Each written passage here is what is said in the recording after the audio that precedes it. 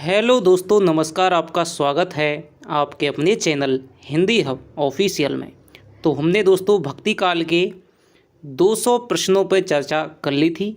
आज की वीडियो में हम दोस्तों लगभग 250 प्रश्नों पे चर्चा करेंगे। तो चलिए शुरू करते हैं आज की ये वीडियो को पूरा देखें दोस्तों, अच्छी लगे तो लाइक करें। चलिए, क्वेश्चन ये है, जायसी की किस रचना में वर्णमाला के एक एक अक्षर को लेकर के सिद्धांत संबंधी तत्वों से भरी चौपाइयाँ कही गई हैं? पद्मावत, आखिरी कलाम, अखरावट और कोई नहीं। तो इसका जो उत्तर हो जाएगा दोस्तों वो हो जाएगा आपका अखरावट। ठीक है, आखिरी कलाम में कयामत का वर्णन है। पद्मावत आप सब जानते ही हैं। पद्मावती के पिता का नाम क्या था? तो पद्मावती के पिता का नाम था गंधर्व सेन। पद्मावत में हीरामन किसका नाम था? तो हीरामन तोता दोस्तों ये सुग्गा है, सुग्गा तोते को ही कहते हैं, तो ये एक क्या है, तोता हो जाएगा। ज्ञान का प्रतीक है ये। रतन सेन गुरु का प्रतीक। रतन सेन कहाँ का राजा था? तो ये था आपका कहाँ का राजा था? चित्तौड़ का राजा था। राघव चेतन का उल्लेख किस प्रेमाख्यानक ग्रंथ में है? तो ये आपके क्या है, राघव चेतन, ये आपके क्या है, शैतान है राघव चेतन, और ये आपका पद्मावत में ही है। राघव चेतन, खिलजी वगैरह हैं। भूली चकोर डीठ मुख लावा, मेघ घटावें चंद दिखावा, यह पंक्ति किस ग्रंथ की है? तो ये जो पंक्ति है दोस्तों वो आपकी हो जाएगी पद्मावत ग्रंथ की। ठीक है, आगे चलते हैं। प्रेम गाथा परंपरा का सर्वाधिक प्रौढ़ और सरस ग्रंथ शुक्ल जी ने किसे माना है? तो ये माना है आपके किसको? पद्मावत को। ठीक है, प्रौढ़ कृति है दोस्तों आपके सूफी काव्य परंपरा की। गोरा बादल का उल्लेख किस प्रेमाख्यानक काव्य में? तो गोरा बादल हैं दोस्तों, ये जो पद्मनी है ये चाचा भतीजे थे और पद्मनी के साथ में आए थे, पद्मावत के साथ, पद्मावती के साथ में। तो ये आपका क्या है, ठीक है, ये आपका पद्मावत से हो जाएंगे। आगे चलते हैं। 209, उस्मान की चित्रावली में किस शाही वक्त की प्रशंसा की गई है? तो ये की गई है आपके जहांगीर की। ठीक है, उस्मान की चित्रावली है और इसमें जहांगीर की प्रशंसा की गई है। चित्रावली कहाँ की राजकुमारी थी? तो ये थी आपके रूपनगर की दोस्तों क्या है, राजकुमारी थी। जायसी के पद्मावत में कितनी अर्धालियों के बाद में दोहा है? तो दोस्तों जायसी से जो पहले की जो परंपरा मिलती है वहाँ पर आपके 5 अर्धालियों पर दोहा रखने की परंपरा थी, लेकिन जायसी ने इसको 7 अर्धालियों पे दोहा रखने की परंपरा को कड़वक बना दिया था। और यहाँ पर 7 पहले चौपाइयाँ आएंगी, फिर उसके बाद में दोहा मिलेगा। और इसी कड़वकबद्धता को जायसी से तुलसी ने ग्रहण किया था। तो ये क्या है, तुलसीदास के संबंध में, शैली के संबंध में बहुत बार पूछा जाता है या फिर इंटरव्यू में पूछा जाता है कि तुलसी की जो कड़वकबद्धता है, ठीक है, जो रामचरितमानस की जो लेखन शैली है, और उस कड़वकबद्धता को उसने किससे ग्रहण किया था? तो ये जायसी के पद्मावत से ही ग्रहण किया था। आगे चलते हैं। कहा मानसर चाहा सो पाई, पारस रूप यहाँ लागी आई, यह पंक्ति किस कवि की है? तो ये जो पंक्ति हो जाएगी दोस्तों ये मलिक मोहम्मद जायसी की हो जाएगी। ब्रह वर्णन के अंतर्गत पद्मावत में 12 मासा का प्रारंभ किस महीने से किया गया है? चढ़ा आषाढ़ गगन घन गाजा। तो ये आपके क्या है दोस्तों, आषाढ़ मास से किया गया है। और बीसल देव रासो में भी आपको याद रखना है, बीसल देव रासो का जो वियोग वर्णन है वो कहाँ से होता है? वो होता है आपके कार्तिक मास से शुरुआत होती है। 2 का मुख्यतः पूछा जाता है, आषाढ़, ठीक है, ये आपका पद्मावत का हो जाएगा, और कार्तिक मास से होती है आपके बीसल देव रासो की। और 12 मासा वर्णन की शुरुआत भी आपके बीसल देव रासो से होती है। आरपीएससी फर्स्ट ग्रेड में बहुत बार क्वेश्चन ये आ चुका है। आगे चलते हैं। हंस जवाहिर के रचयिता कौन है? नूर मोहम्मद, काशिम शाह है, दाऊद मंजन। तो दोस्तों हंस जवाहिर है वो आपकी किसकी है? काशिम शाह की रचना है। नूर मोहम्मद की कौन सी रचना में आध्यात्मिक रूपक है? अनुराग वांसरी, इंद्रावती, कथा, चित्रावली और कोई नहीं। तो दोस्तों जो नूर मोहम्मद की जो रचना है आपकी अनुराग वांसरी है, इसमें क्या है, आध्यात्मिक रूपक का क्या है, निर्वाह किया गया है। इंद्रावती और अनुराग वांसरी दोस्तों इनकी क्या है, 2 रचना प्रसिद्ध हैं। 1744 में और आपके क्या है 1764 में इनकी क्या है, अनुराग वांसरी है। आगे चलते हैं। आचार्य शुक्ल ने सूफी आख्यान काव्यों में किस एक हिंदी कवि का उल्लेख किया है? तो दोस्तों सूफी आख्यान काव्य लिखने में आपके एक हिंदी कवि थे आपके सूरदास दोस्तों, पंजाबी हैं। इन्होंने जैसे ही सूफी काव्य परंपरा का अंत किया है अपने हिंदी साहित्य के इतिहास में, तो वहाँ पर इन्होंने एक नाम लिया है सूरदास पंजाबी। ये मुख्यतः पंजाब के रहने वाले थे। हालांकि इनकी कोई ऐसी कृति तो नहीं मिलती है, लेकिन फिर भी ये क्या है, तो इस प्रकार उन्होंने थोड़ा सा इनका क्या है नाम लिया है कि एकमात्र ऐसे कवि थे जो कि क्या है सूफी प्रेम भरे काव्य लिखते थे। आगे चलते हैं। हंसावली। हंसावली की नायिका कहाँ की राजकुमारी थी? तो ये दोस्तों पाटन की राजकुमारी थी। पाटन गुजरात में पड़ता है। कामदेव की स्तुति किस प्रेमाख्यानक काव्य ग्रंथ में है? तो कामदेव की जो स्तुति की गई है वो की गई है आपकी माधवानल काम कंदला में। ठीक है, माधवानल काम कंदला में कामदेव की स्तुति की गई है। पद्मावत का रचनाकाल क्या है? तो पद्मावत दोस्तों क्या है, हालांकि कई बार इसमें मतभेद हो जाता है, लेकिन दोस्तों शुक्ल जी ने इस मतभेद का निराकरण करते हुए अपने हिंदी साहित्य में लिखा है कि भाई लगभग 1520, ठीक है, 1520 के लगभग से इन्होंने लिखना शुरू किया था।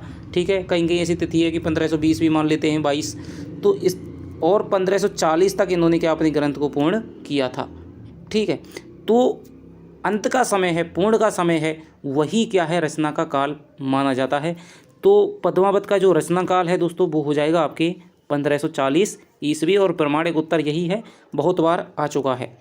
सूफी प्रेमाख्यानक काव्य परंपरा का प्रमुख रस क्या है? तो सूफी प्रेमाख्यानक काव्य परंपरा का दोस्तों रस हो जाएगा, वो हो जाएगा आपके श्रृंगार रस हो जाएगा। ठीक है, श्रृंगार रस मिलता है, और इसके सहायक रूप रस के रूप में वियुक्त श्रृंगार भी है और संयुक्त श्रृंगार भी, दोनों मिलता है। जायसी ने अपने किस गुरु का उल्लेख पद्मावत में किया है? तो दोस्तों पद्मावत में इन्होंने जो उल्लेख किया है वो किया है सैयद अशरफ का। सैयद अशरफ भी जायसी के गुरु थे, शेख महिउद्दीन भी जायसी के गुरु थे। ठीक है, तो कई बार कई विद्वानों के दो तीन इनके क्या है गुरु माने जाते हैं, लेकिन सैयद अशरफ गुरु का उल्लेख है वो इन्होंने क्या है पद्मावत में किया है। आगे चलते हैं। यह तन जारो छार के कहो कि पवन उड़ाव, तो यह पंक्ति किस काव्य ग्रंथ की है? तो दोस्तों यह पंक्ति है हो जाएगी आपके पद्मावत की हो जाएगी, और पद्मावत में भी ये क्या है नागमती वियोगखंड की पंक्ति है। आगे चलते हैं। लखन सेन पद्मावती कथा के लेखक कौन हैं? कुतवन, दामोदर कवि, ईश्वरदास, जान कवि। तो लखन सेन पद्मावती हो जाएगी आपके दोस्तों दामोदर कवि की।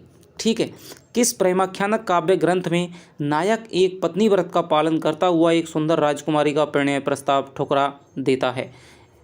किस प्रेमाख्यानक ग्रंथ में नायक एक पत्नी व्रत का पालन करता हुआ एक सुंदर राजकुमारी का प्रणय प्रस्ताव ठुकरा देता है? तो ये जो दोस्तों ये जो घटना है वो हो जाएगी आपके मधुमालती में। ठीक है, मधुमालती में क्या है आपका जो मनोहर है, ठीक है, मधुमालती है और मनोहर है। तो यहाँ पर दोस्तों क्या है एक पत्नी व्रत का क्या यहाँ पर पालन किया गया है, जबकि आप एक ही ऐसा अपना आपका काव्य है जिसमें क्या है एक पत्नी व्रत दिखाया गया है कि भाई एक इसके जो नायक है उसकी एक ही पत्नी है, और इससे जो राजकुमारी है वो प्रणय का प्रस्ताव करती है, प्रपोजल देती है, लेकिन फिर भी इसको ठुकरा देता है। जबकि आप अन्य सूफी काव्यों में देखेंगे, जैसे कि आप पद्मावत को ही देख लीजिए, तो पद्मावत की जो रतन सेन है उसकी पत्नी नागमती है, लेकिन फिर भी वो क्या है पद्मावती के चक्कर में सिंगल द्वीप को लिए जाता है। तो यहाँ पर एक पत्नी व्रत का यदि आपसे पूछा जाए तो वो आपका मधुमालती हो जाएगा। हालांकि इसमें तारा और प्रेमचंद की जो कथा है, ठीक है, प्रेमा और जो ताराचंद की कथा है वो इसके सहायक कथा के रूप में चलती है, और उसके साथ में जो ये आपका नायक है, ठीक है, मनोहर, वो इसके साथ में क्या अपनी बहन का संबंध स्थापित करता है। आगे चलते हैं। ब्रजभाषा कवि नंददास के किस काव्य ग्रंथ पर प्रेमाख्यानों का प्रभाव है? तो दोस्तों बहुत ही अच्छा क्वेश्चन है आपका, और इसका जो उत्तर हो जाएगा दोस्तों रूप मंजरी हो जाएगा। ठीक है, रूप मंजरी एक ऐसा इनका ग्रंथ है जिस पर सूफी काव्य परंपरा का प्रभाव दृष्टिगत होता है। कौन सा क्रम रचना काल की दृष्टि से ठीक है? पद्मावत, मृगावती, मधुमालती, चंदायन, चंदायन, मधुमालती, मृगावती, पद्मावत, चंदायन, मृगावती, पद्मावत, मधुमालती, मधुमालती, पद्मावत, मृगावती, चंदायन। तो आप सब दोस्तों जानते हैं कि जो चंदायन है 1379 में माना है, ठीक है, और हिंदी की क्या है, हिंदी सूफी काव्य की वो क्या है पहली कृति मानी गई है। तो सबसे पहले हम देख लेंगे कि भाई ये तो गया और ये भी गया, तो सबसे पहले हो जाएगा आपका चंदायन। ठीक है, तो चंदायन हो जाएगा। चंदायन के बाद में हम देखते हैं फिर आती है आपके मृगावती, 1540 में आ जाएगी आपके पद्मावती, और आपके फिर मधुमालती। ठीक है, तो कुतुबंद की मृगावती आ जाएगी, उसके बाद में पद्मावत 1540 में आ जाएगा और उसके बाद में मधुमालती आ जाएगी मंझन की। ठीक है, तो ये इसका उत्तर हो जाएगा स। आगे चलते हैं। सो दिल्ली अस निबहुर देसु को ना बहुरा कहे सनेसु में दिल्ली किसका प्रतीक है? 200। तो दिल्ली यहाँ पर इहलोक का, परलोक का, ससुराल का, पीहर का। तो ये यहाँ पर जो दिल्ली जो प्रतीक गई है दोस्तों, यहाँ पर क्या है? परलोक का यहाँ पर क्या है? प्रतीक बताई गई है। सो धनी बिरहे जरिक मोही तेहिक दुआ हम लाग। तो ये जो दोहा है दोस्तों नागमती वियोग खंड से है कि पियसु कहूँ संदेश ना हे बमरा ये काग, सो धनी बिरहे जरिक मोही तेहिक दुआ हम लाग। तो ये क्या है? यहाँ पर क्या है? भमरई से और कोई से क्या है? संदेश भेजने के लिए कहती है। मैं धनी जो शब्द है, ठीक है, ये किसके लिए आया है? ये दोस्तों याम क्या है? नागमती के लिए आया है। आगे चलते हैं। शेरशाह सूरी के समय कौन से प्रेमाख्यानक की रचना हुई थी? तो दोस्तों जो शेरशाह सूरी है, इनका काल आप जानते हैं जहांगीर के समय का था। और शेरशाह सूरी के समय इन्होंने क्या की? जो आपकी पद्मावत है, ठीक है, 15 शेरशाह सूरी की क्या प्रशंसा करते हैं? मोही ही हंसी का कहा कोई रही। ठीक है, ये जो जायसी कहते हैं कि मुझ पर हंसते हो या फिर विधाता पर हंसते हो, तो वो शेरशाह सूरी से कहते हैं। तो शेरशाह सूरी के समकालीन थे जायसी। ठीक है, तो 229 का हो जाएगा आपके पद्मावत। आगे चलते हैं। प्रेमाख्यानक काव्य परंपरा की प्रेम पद्धति भारतीय श्रृंगार भावना के स्थान पर निकट थी। प्रेमाख्यानक काव्य परंपरा की जो प्रेम पद्धति है भारतीय श्रृंगार भावना के स्थान पर अधिक निकट थी। रोमांटिक या स्वच्छंद प्रेम पद्धति पर, फारसी प्रेम पद्धति पर, यूनानी प्रेम पद्धति पर और मैथिली प्रेम पद्धति पर। तो दोस्तों जो प्रेमाख्यानक जो सूफी काव्य है उसकी जो प्रेम पद्धति थी वो आपके फारसी प्रेम जो रोमांटिक या स्वच्छंद प्रेम पद्धति पर क्या है कि अधिक निकट थी। ठीक है, जो सूफी काव्य में जो प्रेम पद्धति देखने को मिलती है कि भाई उसके लिए चला जाता है, ठीक है, नायक है, उसको परमात्मा का रूप दिखाया गया है, ठीक है, जबकि भारतीय प्रेम पद्धति में क्या है? आदमी को क्या है? औरत का रूप, जैसे कबीर हैं, दुल्हनी गावो मंगलाचार, तो वो औरत का लेकर के रूप है। और परमात्मा को क्या है? एक पूर्ण ब्रह्म माना गया है, एक पुरुष माना गया है, जबकि आत्मा को क्या है? एक स्त्री के रूप में दिखाया गया है। लेकिन सूफी काव्यों में इसका ठीक उल्टा कर दिया गया है। तो ये दोस्तों रोमांटिक या स्वच्छंद प्रेम पद्धति पर आधारित थी। और फारसी की जो मसनवी शैली है उसका इसमें शैली का भी पूछा जाता है कि इसमें कौन सी शैली का प्रयोग किया गया है, तो मसनवी शैली का दोस्तों सर्वाधिक प्रयोग किया गया है। प्रेमाख्यानक काव्य परंपरा के अधिकांश काव्य रचे गए हैं। तो ये आपके प्रबंध शैली में, ठीक है, यदि आपके प्रबंध शैली आती है तो प्रबंध शैली, हालांकि क्या है सभी जो ग्रंथ हैं वो आपके प्रबंध हैं, ठीक है, महाकाव्य हैं। प्रबंध शैली में कथा है उनमें, ठीक है, प्रबंध शैली हो जाएगा। लेकिन यदि रचना की शैली आएगी, कौन सी शैली है, तो वो आपकी मसनवी शैली हो जाएगी। गेय शैली या ऐसे इस प्रकार कोई आए तो वो आ जाएगी प्रबंध। इनमें से दोस्तों एक ही आपका ऑप्शन आएगा, तो प्रबंध शैली आएगी या फिर आपकी मसनवी शैली आएगी। आगे चलते हैं।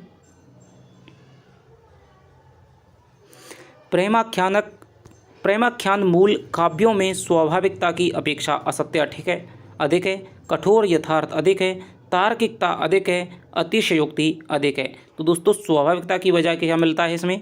यहाँ पर मिलता है आपका अतिशयोक्ति।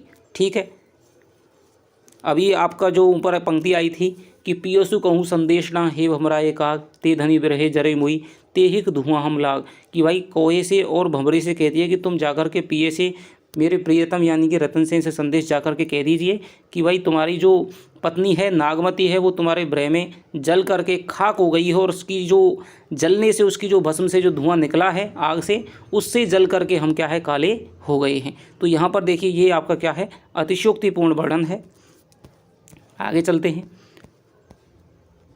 प्रेमाख्यान काव्यों में प्रयुक्त छंद है। तो दोस्तों प्रेमाख्यान काव्यों में जो प्रयुक्त आपका छंद है वो हो जाएगा आपके कड़वक, सवैया, दोहा चौपाई या फिर आपकी रोला।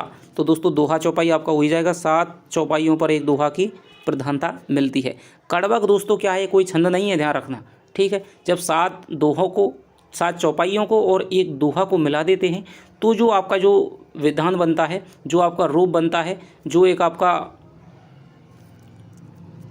ठीक है, तो उसको क्या है हम कड़वक कहते हैं। ठीक है, समायोजित रूप में उसे बांधकर, जैसे कि मान लीजिए अलग अलग लकड़ियों को एक गट्ठर में कहते हैं, तो गट्ठर क्या है, लकड़ी नहीं है, गट्ठर क्या है, एक लकड़ियों का एक रूप है। तो ऐसे ही कड़वक है, जैसे आपका रोला है, ठीक है, तो वो 2 छंदों से मिलकर के बना है। ठीक है, ऐसे ही आपका उल्लाला है, छप्य है। तो इस प्रकार से इसमें क्या है, कड़वक क्या एक समूह है, ठीक है, दोहा और चौपाई का। सूफी काव्यों में वर्णित प्रणय भावना है सीधी, सरल, विरोधाभासपूर्ण, संघर्षमूलक और असामाजिक। तो दोस्तों बहुत ही अच्छा क्वेश्चन दिया गया है। इसका जो उत्तर हो जाएगा वो हो जाएगा आपके संघर्ष मूलक। आप जानते हैं कि हर कोई नायक है वो क्या अपनी प्रेमिका की तलाश में निकल जाता है और विभिन्न संघर्ष करते हुए क्या उसको पाने का प्रयास करता है। और इसीलिए सूफी दर्शन में और सूफी सिद्धांतों में ये बात कही गई है कि भाई आदमी को क्या है अपनी परमात्मा को पाने के लिए, ठीक है, हकीकत से वास्तविक एकाकार होने के लिए संघर्ष करना पड़ता है। और इस संघर्ष में वह विभिन्न अवस्थाओं को पार करता हुआ क्या है एकाकार होता है, आत्मा परमात्मा से मिलती है। प्रेमाख्यान परंपरा का प्रथम ग्रंथ कौन सा है? तो प्रथम ग्रंथ है दोस्तों वो हो जाएगा आपके चंदायन हो जाएगा 1379 में। आगे चलते हैं। असायत कवि की रचना हंसावली का रचनाकाल क्या है? तो दोस्तों हंसावली का जो रचनाकाल हो जाएगा वो हो जाएगा आपके 1370 हो जाएगा, ठीक है, 1370 हो जाएगा। हालांकि 1370 हो जाएगा। आगे चलते हैं। लोरिक और चंदा नामक पात्रों की लोक प्रचलित प्रणय कथा किस प्रेमाख्यान का मूल आधार थी? लोरिक और चंदा की जो दोस्तों कथा मिलती है वो आपके किस में मिलती है? चंदायन में मिलती है, ठीक है, मुल्ला दाऊद का। आगे चलते हैं। कुतुबनकृत मृगावती का रचनाकाल क्या है? तो दोस्तों मृगावती का जो कुतुबनकृत मृगावती है इसका जो रचनाकाल हो जाएगा वो हो जाएगा आपके 1503 हो जाएगा। आगे चलते हैं। संख्या की दृष्टि से सर्वाधिक प्रेमाख्यानों की रचना करने का श्रेय किसको दिया जाता है दोस्तों? वो दिया जाता है आपके जान कवि को। पद्मावत के रूपक की तुलना किस आधुनिक कालीन महाकाव्य से की जाती है? तो ये की जाती है दोस्तों कामायनी से। एक बार मैंने और वीडियो में आपको जो हिंदी साहित्य इतिहास की 20 प्रश्नों की श्रृंखला थी वहाँ पर भी मैंने ये क्वेश्चन कराया हुआ था। ये दोस्तों आया हुआ क्वेश्चन है कि पद्मावती का जो रूपक है उसकी जो तुलना है वो आपके कामायनी के रूपकों से की जाती है कि वहाँ पर जो श्रद्धा है वो हृदय का प्रतीक है, एड़ा है वो आपकी बुद्धि की प्रतीक है और आपका जो मनु है वो मन का प्रतीक है। इसी प्रकार से इस पद्मावत में भी जो इसके विभिन्न पात्र हैं, ठीक है। चित्रावली के रचनाकार उस्मान ने इस ग्रंथ की रचना का क्या उद्देश्य बताया है? सूफी धर्म का प्रचार, हिंदू धर्म में आस्था, अमर होने की इच्छा पूर्ति और मनोरंजन। तो दोस्तों इसका जो इन्होंने आधार बताया है वो है अमर होने की इच्छा पूर्ति, ठीक है। चित्रावली के रचनाकार उस्मान की चित्रावली है और इस ग्रंथ का क्या उद्देश्य बताया है? अमर होने की इच्छा पूर्ति। आगे चलते हैं। सूफियों में भी एक प्रसिद्ध महिला संत हुई है जो मीरा के ही समान ईश्वर प्रेम में दीवानी थी। तो दोस्तों यहाँ पर जो सूफी जो कवयित्री थी, सूफी जो संत थी वो थी दोस्तों राबिया, ठीक है, राबिया। आगे चलते हैं। दक्षिणी हिंदी के कवि नुसरती ने किस प्रेमाख्यान पर आधारित गुलशन-ए-इश्क रचा था? तो इन्होंने रचा था दोस्तों मधुमालती पर, ठीक है, मधुमालती की इन्होंने कथानक को लेकर के और गुलशन-ए-इश्क नामक क्या है काव्य की रचना की थी। कदम राव और पद्म के रचनाकार कौन माने जाते हैं? तो ये माने जाते हैं दोस्तों आपके निजामी, ठीक है। आगे चलते हैं। पद्मावत में कुल कितने खंड हैं? मैंने आपको एक वीडियो बनाया था, छोटा सा शॉर्ट वीडियो था और उसमें मैंने जो आपके 4-5 महाकाव्य हैं वहीं से आपके क्वेश्चन पूछे जाएंगे और कोई ज़रूरत नहीं है। जैसे कि आपका चंद्रबरदाई है, आपका पद्मावत है, आपका रामचरितमानस है, आपका प्रिय प्रवास है, आपका साकेत है और आपका कामायनी है, ठीक है। ये आपके 7 ऐसे महाकाव्य हैं जहाँ से आपके क्या है कांडों से पूछे जा सकते हैं, कितने सर्ग हैं, समय हैं, किसको क्या भागों को क्या नाम दिया गया है, और एक आपका रामचंद्र का है, ठीक है। तो उसमें आपके 39 प्रकाश हैं। तो ये आपको क्या है उस वीडियो को जाकर के देखिएगा, ठीक है। तो इसमें पद्मावत में जो कुल कितने खंड हैं वो हैं इनमें 57 खंड हो जाएंगे। आगे चलते हैं। पद्मावत को विद्वानों ने माना है अन्योक्ति, समासोक्ति, मिथक, रूपक। तो दोस्तों पद्मावत को जो विद्वान मानते हैं वो है आपके समासोक्ति।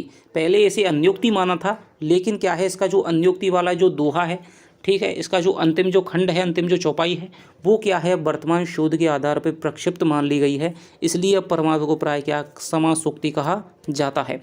मुल्ला बजई द्वारा रचित प्रेमाख्यान निम्न में से कौन सा है? तो मुल्ला बजई ने दोस्तों क्या लिखा है? सबरस की रचना की है। ठीक है।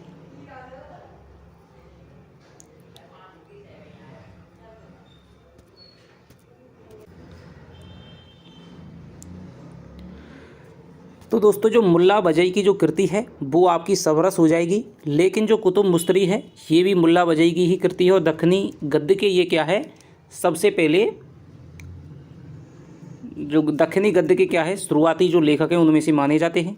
तो ये कुतुब मुस्तरी और सबरस दोनों ही कृतियाँ हैं मुल्ला बजई की दोस्तों आपकी मानी जाती हैं।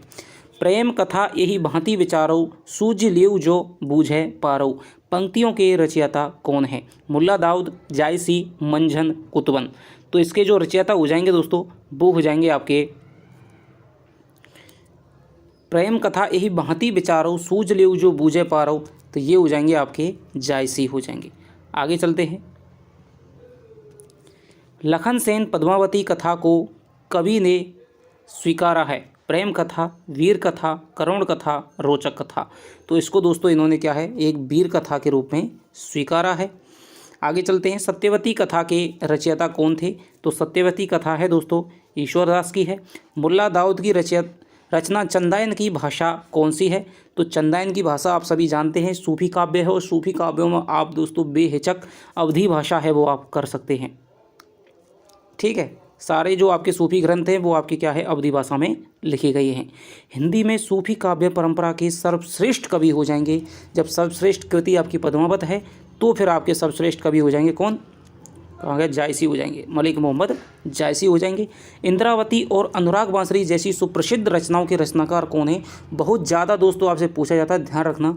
इंद्रावती और अनुराग बांसुरी, इंद्रावती 1744 में, अनुराग बांसुरी 1764 में। तो ये हो जाएंगे दोस्तों नूर मोहम्मद। काजे बाका हिंदी बाख्यू वाली जो पंक्ति है वो भी इनकी है, नूर मोहम्मद की। इन पर जो अंधे जो मुस्लिम धर्म के लोग थे और कवि थे उन पर क्या है हिंदी का पक्ष लेने का वो लगाया था, आरोप लगाया था कि भाई तुम तो क्या है हिंदी में लिखते हो, हिंदी की प्रशंसा करते हो। तो फिर इन्होंने दोस्तों हिंदी में काव्य ना लिखने की क्या है कसम खा ली थी। चित्ररेखा किस कवि की रचना है? चित्ररेखा किस कवि की रचना है? कुतुबन की, मंझन की, नूर मोहम्मद की, जायसी की। तो दोस्तों जायसी की वैसे तो आपकी मुख्यतः 3 रचनाएं हैं। ठीक है, आपकी पद्मावत है, आपकी अखरावट है और आपकी आखिरी कलाम है। लेकिन कुछ रचनाएं और भी विद्वानों ने बताई हैं। ठीक है, और उन्हीं में से एक क्या है कहरानामा है, मसलानामा है, चित्ररेखा है। तो ये आपका इसका उत्तर क्या हो जाएगा आपके जायसी हो जाएगा। ध्यान रखना यूजीसी नेट में यहाँ से क्वेश्चन बहुत बार पूछा जाता है। आचार्य शुक्ल ने किस सूफी कवि को सूफी काव्य परंपरा का प्रथम कवि माना है? तो आचार्य शुक्ल ने दोस्तों आपका माना है कुतुबन को माना है। ठीक है, कुतुबन की जो आपकी मृगावती है। डॉक्टर रामकुमार वर्मा ने किस सूफी काव्य परंपरा का प्रथम डॉक्टर रामकुमार वर्मा ने किसे सूफी काव्य परंपरा का प्रथम कवि माना है? तो डॉक्टर रामकुमार वर्मा आपके मानते हैं मुल्ला दाऊद को 1379 में, चंदायन को। पद्मनी चरित्र के रचयिता कौन है? अब ध्यान रखना पद्मावत अलग ग्रंथ है, पद्मनी चरित्र यहाँ पर अलग ग्रंथ है और पद्मनी चरित्र है दोस्तों आपके लाल चंद की। कब घर में बैठे रहे नाहिन हाट बाजार और मधुमालती मृगावती पोथी दो उचार। तो ये मधुमालती और मृगावती के बारे में दोस्तों बहुत ही प्रसिद्ध दोहा है और ये है दोस्तों बनारसी दास जैन का। ठीक है, कि भाई घर में बैठे बैठे क्या करें, हम तो क्या है मधुमालती और मृगावती की पोथी क्या है इनका ही दोनों का क्या है पढ़ लेते हैं, उच्चारण कर लेते हैं। आगे चलते हैं। विक्रम दशा प्रेम के 12 सपना मति कहीं गयो पतारा। इन पंक्तियों के रचयिता कौन हो जाएंगे? तो इन पंक्तियों के रचयिता हो जाएंगे आपके मंझन। ठीक है, मंझन की पंक्तियां हैं विक्रम दशा प्रेम के 12 सपनावती कहे गयो पतारा। जो सारी पंक्तियां हैं दोस्तों ये आपकी आई हुई हैं। आगे चलते हैं। रुक्मणी पुनी वैसे ही मर गई कुलवंती सतसो सती भई। इन पंक्तियों के रचयिता कौन से सूफी कवि हैं? तो ये दोस्तों आपकी कुतुबन की पंक्तियां हैं। ठीक है, कुतुबन की पंक्तियां हैं। आगे चलते हैं। बलदीप देखा अंग्रेजा वहाँ जाई जेही कठिन करेजा। पंक्ति के रचयिता कौन हो जाएंगे? तो ये हो जाएंगे आपके दोस्तों उस्मान की ये पंक्तियां हैं। आगे चलते हैं। जानत है वह सृजनहारा जो कछु है मन मरम हमारा। पंक्तियों के रचयिता सूफी कौन से कवि हैं? तो ये हो जाएंगे आपके सूफी कवि हो जाएंगे आपके नूर मोहम्मद। तो ये इनकी एक पंक्ति है काजो बाका हिंदी भाक्यू, ये वाली जो पंक्ति है वो भी इनकी नूर मोहम्मद की पूछी जाती है। तो जानत है वह सृजनहारा जो कछु है मन मरम हमारा। देख लीजिए आपकी हिंदी भाषा के क्या है, बहुत ही ज़्यादा जो इंद्रावती है और ये है आपकी जो आपकी अनुराग वांसरी है, हिंदी भाषा का पक्ष लेकर के लिखते थे, लेकिन फिर इन पर आरोप लगा दिया गया। उसके बाद में क्या इन्होंने कसम खा ली थी। नल दमयंती प्रेमाख्यान काव्य के रचनाकार कौन है? तो इसके जो रचनाकार हो जाएंगे दोस्तों वो हो जाएंगे आपके नरपति व्यास। नल चरित्र प्रेमाख्यान काव्य किसकी रचना है? तो जो ये जो रचना है वो हो जाएगी आपके नल चरित्र है, वो हो जाएगी आपके मुकुंद सिंह की। हालांकि थोड़े डीप क्वेश्चन है, फर्स्ट ग्रेड में आपसे पूछे जा सकते हैं, लेकिन सेकंड ग्रेड के हिसाब से आप कोई दिक्कत नहीं, याद रख सकते हैं, तो कोई दिक्कत नहीं है। जो अभी जिनको लगता है कि भाई हमें ज़्यादा चक्कर में नहीं पड़ना है तो वो आप इनको छोड़ सकते हैं। छताई वार्ता जो कि कल्पना और इतिहास का अद्वितीय ग्रंथ है के रचनाकार हैं। हालांकि क्वेश्चन आपके ज़्यादातर आए हुए हैं, 90% आपके प्रश्न हैं वो आपके आए हुए हैं। छताई वार्ता जो कि कल्पना और इतिहास का अद्वितीय ग्रंथ है के रचनाकार कौन हो जाएंगे? तो इसके जो रचनाकार हो जाएंगे दोस्तों, छताई वार्ता है नारायण दास की कृति है। कहरानामा के रचयिता हैं, तो मैंने आपको बताया था कहरानामा है, वो भी क्या है, मलिक मोहम्मद जायसी की है। ईश्वर का विरह ही किस मत के भक्तों की प्रधान संपत्ति है? ईश्वर का विरह ही किस मत के भक्तों की प्रधान संपत्ति है? तो ये हो जाएगी आपके दोस्तों सूफी मत की। ठीक है, ईश्वर से विरह को ये क्या है, इन्होंने पूरे काव्य का आधार बनाया है और लौकिक कथाओं को रूपांतरित किया है अपने अनुसार। पद्मावत में रतन सेन द्वारा पद्मावती को प्राप्त करने की इच्छा को प्रेम न कहकर रूप लोभ की संज्ञा किस आलोचक ने दी है? बहुत ही दोस्तों गूढ़ क्वेश्चन है। तो ये आलोचक हैं आपके नामवर सिंह, आचार्य रामचंद्र शुक्ल। तो दोस्तों रामचंद्र शुक्ल हैं। ये कहते हैं कि भाई हम परमात्मा वगैरह के लिए नहीं कहे रतन सिंह, ठीक है, परमात्मा का आध्यात्मिक छाया का भान नहीं है यहाँ पर तो क्या है, रूप लोभ की यहाँ पर संज्ञा है वो देते हैं जायसी ग्रंथावली में। आगे चलते हैं। पद्मावत में वर्णित रतन सेन, पद्मावती, तोता और नागमती के प्रतीकों का सही क्रम क्या है? आपको ऊपर क्वेश्चन आया था कि भाई इसके प्रतीकों की तुलना है वो कामायनी के रूपकों से की जाती है। ये रूपक या प्रतीक एक ही बात है दोस्तों। तो इसमें क्या है, जो रतन सेन है वो आपके क्या है, मन का प्रतीक है, ध्यान रखना। ठीक है, पद्मावती है वो आपके बुद्धि का प्रतीक है, और जो तोता है वो आपके गुरु का प्रतीक है, और जो नागमती है, नागमती दुनिया धंधा, तो नागमती क्या है, सांसारिक आकर्षण का प्रतीक है। ठीक है, खिलजी माया का प्रतीक है, और राघव चेतन है वो शैतान का प्रतीक है, चित्तौड़ है वो तन का प्रतीक है। ठीक है, शरीर का प्रतीक है, तो मन, बुद्धि, गुरु, सांसारिक आकर्षण। तो 269 का दोस्तों उत्तर हो जाएगा आपके ब। ठीक है, देखिए दोस्तों एक बात मैं आपसे कहना चाहता हूँ, ये जो मैं आपको पढ़ाता हूँ मोबाइल पर एक टक दृष्टि रखनी होती है। जब ऑफलाइन क्लास या फिर आपको बोर्ड से पढ़ाते हैं, इधर उधर देखते रहते हैं, तब क्या है मन थोड़ा सा क्या है कम वो रहता है, लेकिन एक जगह पर देखते रहने से आपको पता है तो एक दिमाग में हाइलोजन सा क्या है क्रिएट हो जाता है, और जिससे क्या है ऐसा लगता है कि हम बोल तो जा रहे हैं लेकिन हम स्वयं नहीं बोल रहे हैं, कुछ तो अपने आप ही निकलता चला जा रहा है। ठीक है, कई बार बहुत ज़्यादा थकान होती है, तो इसलिए कई बार मैं सही लगाता हूँ, एक आध क्वेश्चन ऐसा हो गया है कि मैं सही लगा रहा हूँ उत्तर, लेकिन मुँह से कुछ निकल गया है। ठीक है, तो ये इसी की है, क्योंकि नज़र को हम इधर से इधर भी नहीं कर सकते, और ये दोस्तों ज़्यादातर लंबी वीडियोज़ में होता है। ठीक है, यदि आपको आध घंटे की वीडियो है तो वहाँ पर ये दिक्कत नहीं होगी, लेकिन लंबी वीडियोज 1-1, 1.5 घंटे की हैं, तो वहाँ पर थोड़ा सा क्या है लगातार मैं दमादम आपको क्या है थोड़ा सा स्पीड में बोलता हूँ, तो फिर ये एक मानवीय भूल है और सामान्य दोस्तों भूल है। तो इसको आप जो हमारे साथी पहले से जुड़े हुए हैं वो तो इसको समझ सकते हैं, लेकिन जो नए आते हैं वो लगातार कमेंट करें, उनका कहना सही है।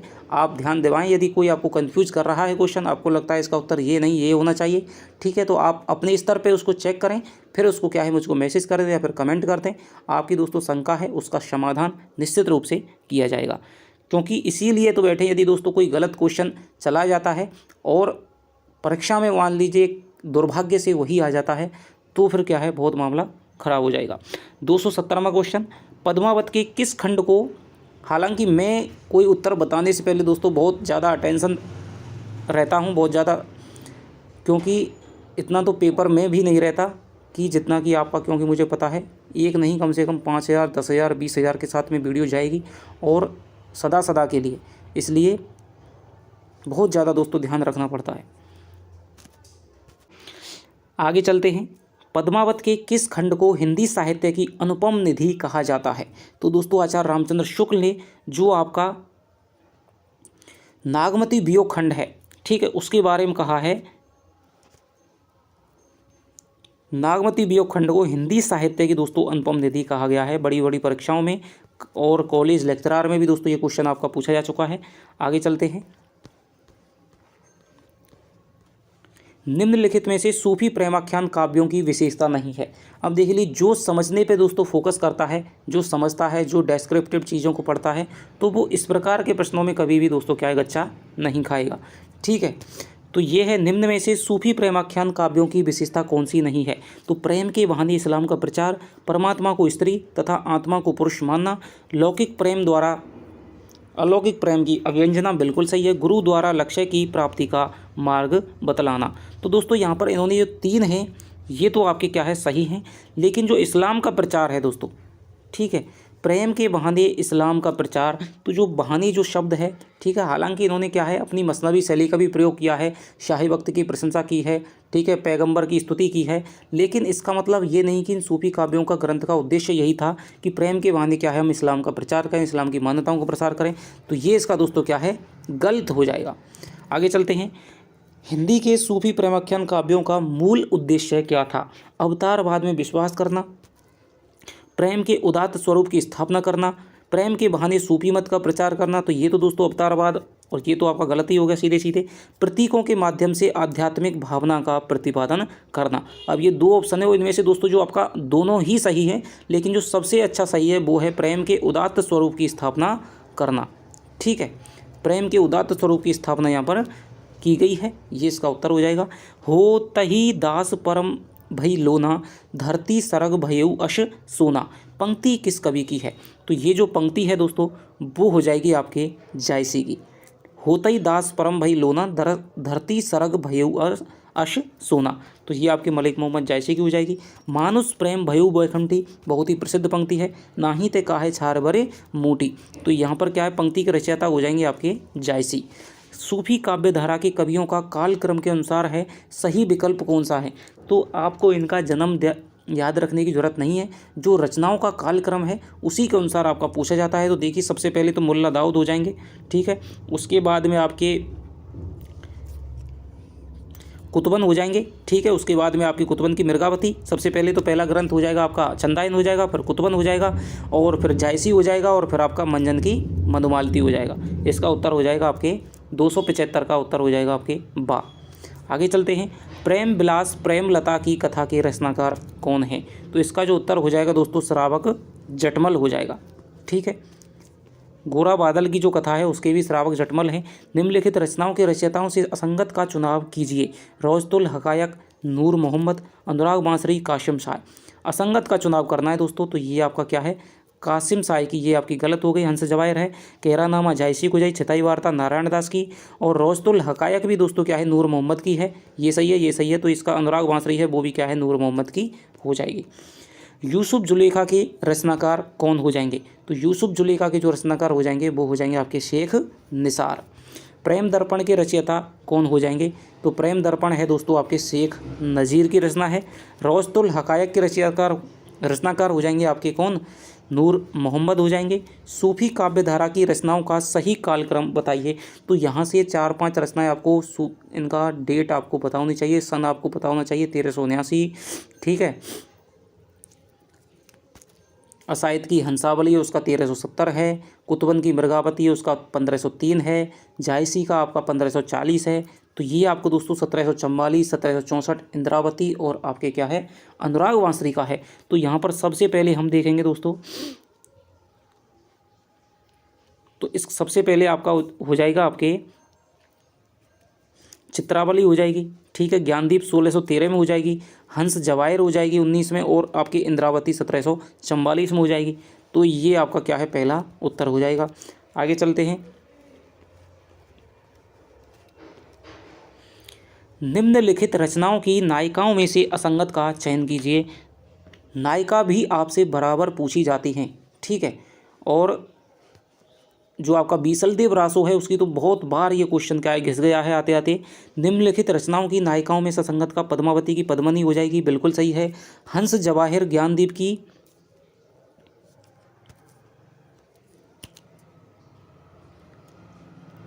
तो हंस जवायर की दोस्तों हंसा नहीं है, चित्रावली की चित्रावली हो जाएगी, और ज्ञानदीप की देवयानी है, पक्की है, और पद्मावत ये आपका सही है, लेकिन ये जो है आपका ये आपका गलत हो जाएगा।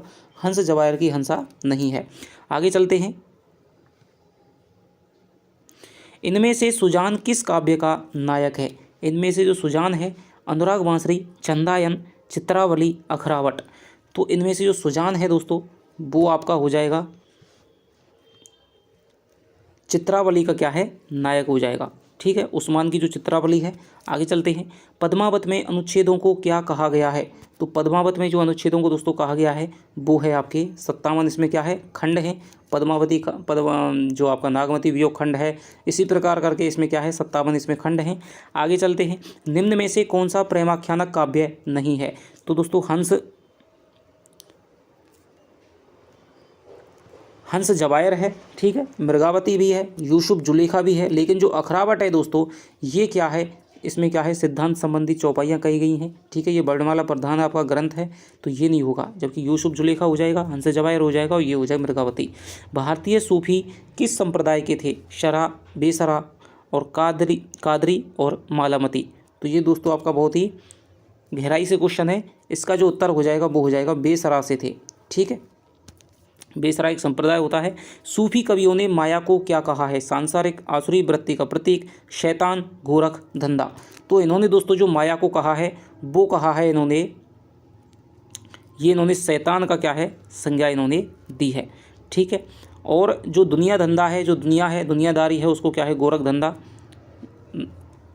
दुनिया धंधा कहा है दोस्तों। जो आपकी जो सांसारिकता है उसको गोरख धंधा कहा है, और माया को क्या है, शैतान की इन्होंने क्या है, संज्ञा दी है।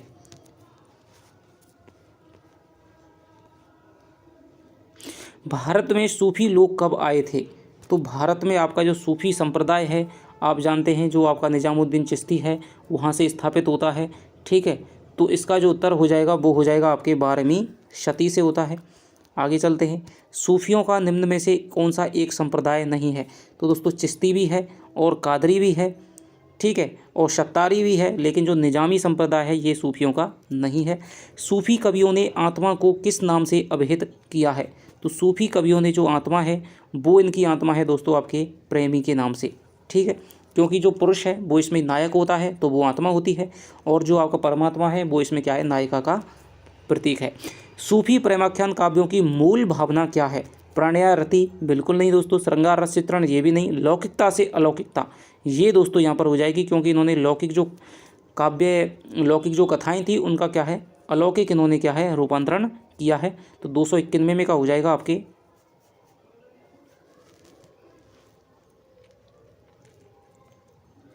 सूफी प्रेमाख्यान काव्यों की मूल भावना क्या है? तो दोस्तों मूल भावना लौकिकता से अलौकिकता भी है, और यहाँ पर प्रणय और रति भी दोस्तों यहाँ पर क्या है, मान सकते हैं। ठीक है, तो दोनों ही क्या है, बहुत ही इसमें क्या है, मिले जुले आपके उत्तर हैं। ठीक है, लौकिकता से अलौकिकता भी है, और क्योंकि लौकिक कथाओं को ही आधार बना करके इन्होंने क्या है, आध्यात्मिक रूप से उनका रूपांतरण किया है, तो ये भी इनकी मूल भावना हो जाएगी। ठीक है, प्रणय रति को भी यहाँ पर क्या है, मान सकते हैं। आगे चलते हैं। विक्रम बेताल की कहानी किस रचना का कथा स्रोत है? तो विक्रम बेताल की कहानी को आधार बनाकर दोस्तों हंसावली की रचना हुई है। जायसी का प्रमुख अलंकार है, बहुत ही दोस्तों पूछा जाता है। जायसी का जो प्रमुख अलंकार हो जाएगा वो हो जाएगा आपके हेतुत्प्रेक्षा, ये हो जाएगा। जो दोहा था पीएसयू को संदेशना हे बमराई काग, तो उसमें क्या है, हेतुत्प्रेक्षा ही अलंकार है। ठीक है, जायसी ने पद्मिनी को क्या कहा है? आत्मा, पारस रूप, शरीर और नारी। तो जायसी ने जो पद्मिनी को कहा है वो कहा है दोस्तों पारस रूप कहा है इन्होंने। आगे चलते हैं।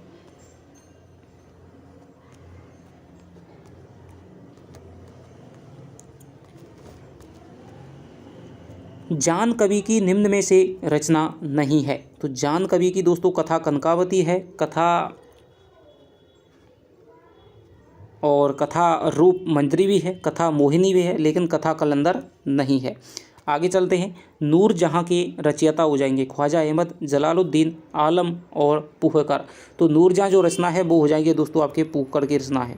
ठीक है, कृष्ण भक्त कवियों ने कृष्ण के किस रूप को अपने काव्य का विषय बनाया? वैदिक ऋषि कृष्ण को, महाभारत के योगेश्वर कृष्ण को, श्रीमद् भागवत पुराण के कृष्ण को। तो यहाँ पर इन्होंने जो रूप बनाया दोस्तों वो हो जाएगा श्रीमद् भागवत पुराण के कृष्ण को, जो थोड़ा सा छलिया है, गोपियों के साथ में क्या है, केली क्रीड़ाएँ करता है। ठीक है, तो भक्त कवियों ने यहाँ पर श्रीमद् भागवत पुराण के कृष्ण को क्या आधार बनाया। हिंदी में कवि को काव्य का विषय बनाने का श्रेय सर्वप्रथम किस कवि को है? तो कृष्ण को काव्य का विषय बनाने का जो श्रेय जाता है वो जाता है आपके विद्यापति को। ठीक है, क्योंकि सबसे पहले सिद्ध हैं वो कहते नहीं है, नाथ नहीं कहते हैं। ठीक है, फिर साहब तुम्हारा क्या है, विद्यापति है, आदिकाल में आपका विद्यापति ही लिखता है। तो विद्यापति ही जी जो आपके आदिकाल की और भक्ति काल की संधि कवि हैं, योजक कवि माने जाते हैं। तो विद्यापति ने ही सबसे पहले क्या है, कृष्ण और राधा की क्या है, प्रेम को काव्य का आधार बनाया था। इनमें से कृष्ण चैतन्य का शिष्य कौन था? इनमें से कृष्ण चैतन्य का शिष्य कौन था? तो कृष्ण चैतन्य के जो शिष्य हो जाएंगे दोस्तों वो हो जाएंगे आपके रूप गोस्वामी थे, सनातन गोस्वामी, जीव गोस्वामी। ठीक है, तीनों ही दोस्तों क्या है, ये आपके कृष्ण चैतन्य के शिष्य थे। उज्ज्वल नीलमणि नामक भक्ति भावना के शास्त्रीय ग्रंथ के रचयिता कौन है? तो उज्ज्वल नीलमणि है दोस्तों वो हो जाएगी आपके रूप गोस्वामी की। ठीक है, और रूप गोस्वामी की हो जाएगी आपकी। ठीक है, आगे चलते हैं। कृष्ण को रस रूप में तथा राधा को रति रूप में किस संप्रदाय में माना गया है? तो ये आपका माना गया है वैष्णव सहजिया संप्रदाय में। ठीक है, सहजिया संप्रदाय में आपका माना गया है, वैष्णव सहजिया संप्रदाय में। जो एक क्वेश्चन आया था पहली वीडियो में कि निम्न में से कौन सा दोस्तों क्या है संप्रदाय नहीं है, तो सहजिया संप्रदाय भी था उसमें। रामावत संप्रदाय भी राम पर है तो वहाँ विष्णु का अवतार हो गया। ठीक है, और श्री संप्रदाय दोस्तों क्या है, वहाँ पर श्री संप्रदाय में मुख्यतः रूप से क्या है, लक्ष्मी के मत से उन्होंने क्या है, रामानुजाचार्य ने श्री संप्रदाय की स्थापना की थी। और जो लक्ष्मण के अवतार माने जाते हैं वो इन्होंने क्या है, लक्ष्मी की इसमें क्या है उपासना की जाती है। ठीक है, तो वो विष्णु से अलग हो जाएगा। बाकी के जो तीन थे वो आपके वैष्णव संप्रदाय हो जाएंगे। ठीक है, वैष्णव संप्रदाय क्या होता है, विष्णु का कोई भी अवतार है उसकी यदि उसमें पूजा की जा रही है, राम की चाहे कृष्ण की, विष्णु के जितने भी आपके अवतार लिए हैं अब तक। ठीक है, तो वैष्णव सहजिया संप्रदाय में कृष्ण को रस रूप में तथा राधा को रति रूप में दोस्तों क्या है मानते हैं। और ये आपके असम की जो शंकर देव हैं वहाँ से ये संबंध रखता है। राधा वल्लभ संप्रदाय का प्रवर्तन किसने किया? ये क्वेश्चन दोस्तों अभी आएगा, बहुत बार आ चुका है, हेतरवंश ने किया था। ठीक है, किस संप्रदाय के प्रवर्तक चैतन्य महाप्रभु थे? तो ये आपके गौड़ीय संप्रदाय पश्चिमी बंगाल से थे। कृष्ण की उपासना ब्रजेंद्र कुमार के रूप में किस संप्रदाय के अनुयायी करते हैं? तो कृष्ण की उपासना है दोस्तों वो आपके चैतन्य संप्रदाय के जो लोग हैं वो ब्रजेंद्र कुमार के रूप में करते हैं। ठीक है, आगे चलते हैं। इनमें से बल्लवाचार्य के शिष्य कौन से कृष्ण भक्त कवि थे? इनमें से बल्लवाचार्य के शिष्य कौन से कृष्ण भक्त कवि थे? छीत स्वामी, कुम्मन दास, नंददास, गोविंद स्वामी। तो ये तीनों हैं दोस्तों आपके विट्ठलनाथ के हैं, जो कि कुम्मन दास हैं। ठीक है, वो क्या हैं आपके 10 ही साल छोटे थे आपके बल्लवाचार्य से। तो कुम्मन दास हो जाएंगे आपके, कुम्मन दास के शिष्य हो जाएंगे वो बल्लवाचार्य के शिष्य हो जाएंगे कुम्मन दास। ठीक है, आपके सूरदास हो जाएंगे, कुम्मन दास हो जाएंगे, और आपके कृष्णदास हो जाएंगे, और आपके परमानंद दास हो जाएंगे। अष्टछाप की कवियों की संख्या कितनी थी? तो अष्टछाप को आपको कृष्ण भक्ति काव्य में यदि आपको क्वेश्चन सही करना है तो एक तो आप प्रवृत्तियों को ध्यान रख लीजिए, और एक आप अष्टछाप को अच्छे से कौन से कुम्मन दास बल्लवाचार्य के हैं, कौन से विट्ठलनाथ के हैं, इसकी स्थापना कब हुई थी, किस किस को क्या कार्य दिया गया था, सबसे श्रेष्ठ कवि कौन सा है, वरिष्ठ कवि कौन सा है, कनिष्ठ कवि कौन सा है, ये सारे दोस्तों आपको पढ़ाए हुए हैं। ठीक है, पूरी जो 11वीं 12वीं की पुस्तक है मैं मानता हूँ कि 95% क्वेश्चन है वो आपके वहीं से आ जाएंगे। तो आप उसको जिसने नहीं पढ़ी है जाकर के पढ़ लीजिए, प्ले लिस्ट में है, बहुत अच्छी तरह से दोस्तों वहाँ पर बता रखा है। बहुत अच्छी तरह से आपको 4 किताबों में मिलेगा उतना आपको एक जगह ही मिल जाएगा। और कई तो डाटा ऐसे हैं जो आपको बहुत बड़े बड़े ग्रंथों को पढ़ने पर भी नहीं मिलेंगे। ठीक है, तो आरपीएससी जो पेपर सेटर होते हैं वो उन्हीं किताबों को उठाते हैं जो उन्होंने लिखी हैं, वही उनको लिखते हैं और वही उनको उठाते हैं। अष्टछाप के कवियों की संख्या कितनी है? अष्टछाप के कवि हो जाएंगे आपके 8। ठीक है, नंददास को अष्टछाप में किसने दीक्षित किया था? तो नंददास को दोस्तों दीक्षित किया था आपके विट्ठलनाथ ने। ठीक है, सबसे कनिष्ठ कवि माने जाते हैं। अष्टछाप के कवि किस मंदिर में कीर्तन सेवा करते थे? तो श्रीनाथ जी का मंदिर था। आगे चलते हैं। अष्टछाप की स्थापना 1565 में हुई थी आपके, ठीक है, विट्ठलनाथ ने। सूरदास किसके शिष्य थे? तो ये आपके बल्लवाचार्य जी के शिष्य थे। आगे चलते हैं। गोसाई विट्ठलनाथ जी ने पुष्टि मार्ग को जहाज जाते हुए किसे कहा था? तो ये आपके क्या है, सूरदास की मृत्यु पर इन्होंने कहा था कि पुष्टि मार्ग का जहाज जाता है, जाको जो लेनो हुसो कछु लेऊ। भक्तमाल की रचना किसने की थी? तो भक्तमाल की रचना है दोस्तों आपके नावादास ने की थी। 1585-86 के लगभग आपकी मानी जाती है। 84 वैष्णवन की वार्ता के रचयिता कौन हो जाएंगे? तो ये हो जाएंगे आपके गोकुलनाथ। इन्होंने 2 पुस्तक लिखी थी, 84 वैष्णवन की वार्ता और 252 वैष्णवन की वार्ता। तो 84 शिष्य थे बल्लवाचार्य के, ठीक है, और 252 शिष्य थे आपके विट्ठलनाथ के, जिनमें से 4 शिष्य उठाए गए इधर, 84 में से 4 उठाए गए और 4 मिलाकर के अष्टछाप की स्थापना है वो विट्ठलनाथ ने की थी। आगे चलते हैं। ब्रजभाषा काव्य में सूरदास के उपरांत किस कवि को सर्वाधिक प्रतिभाशाली एवं विद्वान माना गया है? तो सूरदास के उपरांत दोस्तों आपके जो नंददास हैं उनको ही क्या है, प्रतिभाशाली है, ठीक है, और सबसे सुसंस्कृत इनकी भाषा थी, सर्वाधिक पढ़े लिखे थे। अनेकार्थ मंजरी के रचयिता कौन हो जाएंगे? तो ये आपके क्या है, नंददास हो जाएंगे। रास पंचाध्यायी के रचयिता भी आपके नंददास हो जाएंगे, ठीक है, नंददास हो जाएंगे। जल्दी करते हैं। युगल शतक के रचनाकार का नाम बताइए। तो युगल शतक है दोस्तों वो आपकी क्या, किसकी रचना है? श्री भट्ट की रचना है। युगल शतक श्री भट्ट की रचना है। आगे चलते हैं। रसखान की रचना इनमें से कौन सी नहीं है? तो प्रेम वाटिका है, ठीक है, सुजान रसखान है, दान लीला भी है, लेकिन केली माधुरी नहीं है। निम्बार्क संप्रदाय, निम्बार्क संप्रदाय में निम्बार्काचार्य को किसका अवतार माना जाता है? तो निम्बार्काचार्य को माना जाता है आपके सुदर्शन चक्र का अवतार माना जाता है, ठीक है। निजमत सिद्धांत किस संप्रदाय के सिद्धांतों पर आधारित है? तो जो निजमत सिद्धांत है वो आपके दोस्तों हरिदासी संप्रदाय के सिद्धांतों पर आधारित है। तानसेन के गुरु कौन से आचार्य माने जाते हैं? तो तानसेन के दोस्तों स्वामी हरिदास माने जाएंगे। आगे चलते हैं।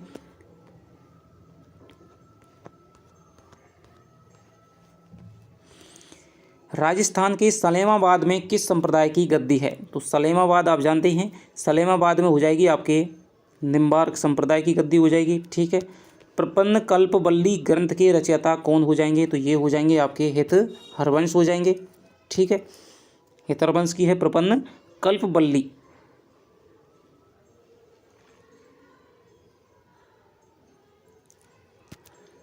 ये हित हरवंश की नहीं है दोस्तों, ये आपकी ये निम्बार्काचार्य की है प्रपन्न कल्पवल्ली। हित हरवंश की तो वो है आपकी किलीमाल है, तो ये आपकी निम्बार्काचार्य की हो जाएगी। आगे चलते हैं। चैतन्य संप्रदाय के दार्शनिक मत को क्या कहा जाता है? तो चैतन्य संप्रदाय का जो दार्शनिक मत है दोस्तों अचिंत्य भेदाभेद के नाम से जाना जाता है। द्वैतवाद, द्वैताद्वैतवाद, शुद्धाद्वैतवाद बल्लवाचार्य का, ठीक है। द्वैतवाद आपके मध्वाचार्य का, द्वैताद्वैतवाद निम्बार्काचार्य का, शुद्धाद्वैतवाद विशिष्टाद्वैतवाद आपके रामानुजाचार्य का। सूरदास को किस महाकवि की वंश परंपरा में माना जाता है? तो सूरदास को माना जाता है आपके चंद्रबरदाई की वंश परंपरा में। और ये क्यों माना जाता है?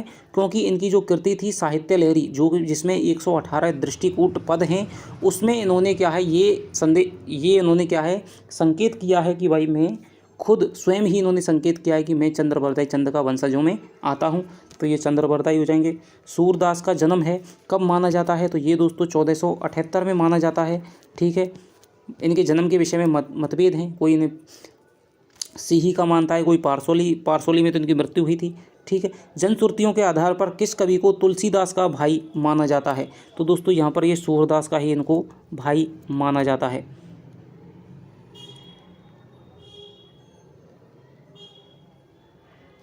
जनश्रुतियों के आधार पर किस कवि को तुलसीदास का भाई माना जाता है? तो दोस्तों जो नंददास हैं, नहीं, नंददास को आपका क्या है कि भाई ये भी क्या है संस्कृत शिक्षा ले गए थे और काशी में ही इन्होंने क्या है संस्कृत की शिक्षा ली थी। तो ये नंददास हैं दोस्तों, इनको ही तुलसीदास का भाई माना जाता है। हित चौरासी तो दोस्तों जो ऊपर मैंने बताई थी हित हरवंश की जो रचना है मुख्यतः वो हो जाएगी आपके हित 84 हो जाएगी वो, ठीक है, हित 84 हो जाएगी। हरदास की है आपकी केलीमाल। हित हरवंश की रचना हो जाएगी आपके हित 84 हो जाएगी। किस कृष्ण भक्त कवि ने 42 ग्रंथों की रचना की है? तो किस कृष्ण भक्त कवि ने की है? वो की है आपके 42 ग्रंथों की कृष्ण भक्त कवि ये आपके ध्रुवदास हो जाएंगे, जिनके सारे ग्रंथ हैं वो लीला लीला करके हैं। इनमें से कौन सा कवि मुसलमान था, तो मुसलमान कौन सा हो जाएगा, रसखान हो जाएगा। इनमें से भंवर गीत के रचयिता कौन हो जाएंगे, नंददास हो जाएंगे। उद्धव गोपी संवाद से युक्त काव्य को किस काव्य परंपरा के नाम से जाना जाता है, तो उद्धव गोपी संवाद को दोस्तों भ्रमर गीत काव्य परंपरा के नाम से जाना जाता है। तो भ्रमर गीत काव्य परंपरा का हिंदी में समावेश किया था आपके सूरदास ने, आगे विकास किया था उसका आपके नंददास ने। आगे फिर कविता लिखी गई सत्यनारायण कविरत्न की भ्रमर दूत, और उसके बाद में लिखी गई बाबू जगन्नाथ दास रत्नाकर की उद्धव शतक। तो ये आपके भ्रमर गीत परंपरा की आचार्य शुक्ल ने भ्रमर गीत सार के नाम से क्या है, सूरदास के भ्रमर गीत है उसके कुछ मुख्य पदों का संकलन प्रस्तुत किया था। तो ये आपके भ्रमर गीत काव्य परंपरा के प्रमुख ग्रंथ हैं।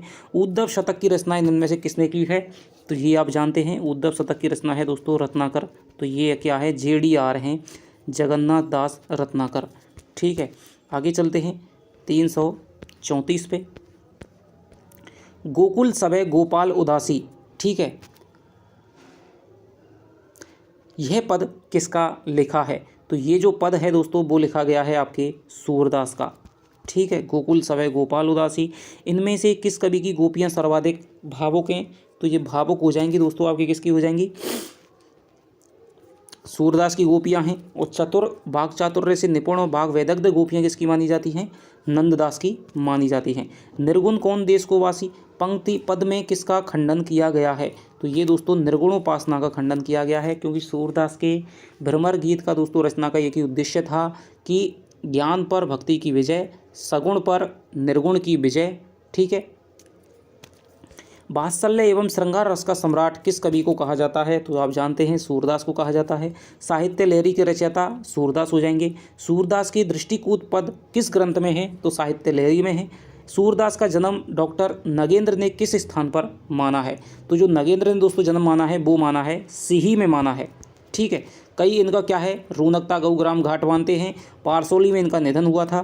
सूरदास की भक्ति भावना किस वर्ग के अंतर्गत आती है, तो ये दोस्तों क्या है, सख्य भाव से भक्ति करते हैं। तुलसीदास हैं वो आपके दास्य भाव से करते हैं, और माधुर्य भाव से करती हैं आपकी मीराबाई करती हैं। तो ये आपको भक्ति भावना भी पता होना चाहिए। पहले तो उन्होंने क्या है, दास्य भाव से कुछ पद लिखे थे, तो फिर बल्लभाचार्य ने इन्हें उपदेश दिया था कि भाई तू तो सूर है, सूर हवे के क्यों गिज्ञात है, तो फिर इन्होंने क्या है, सख्य भाव की भक्ति को अपना लिया था। माधुर्य भाव की भक्ति को ही मधुरा भाव की भक्ति, कांत भाव की भक्ति, ठीक है, इन नामों से भी जाना जाता है। दाम्पत्य भाव की भक्ति, रति भाव की भक्ति।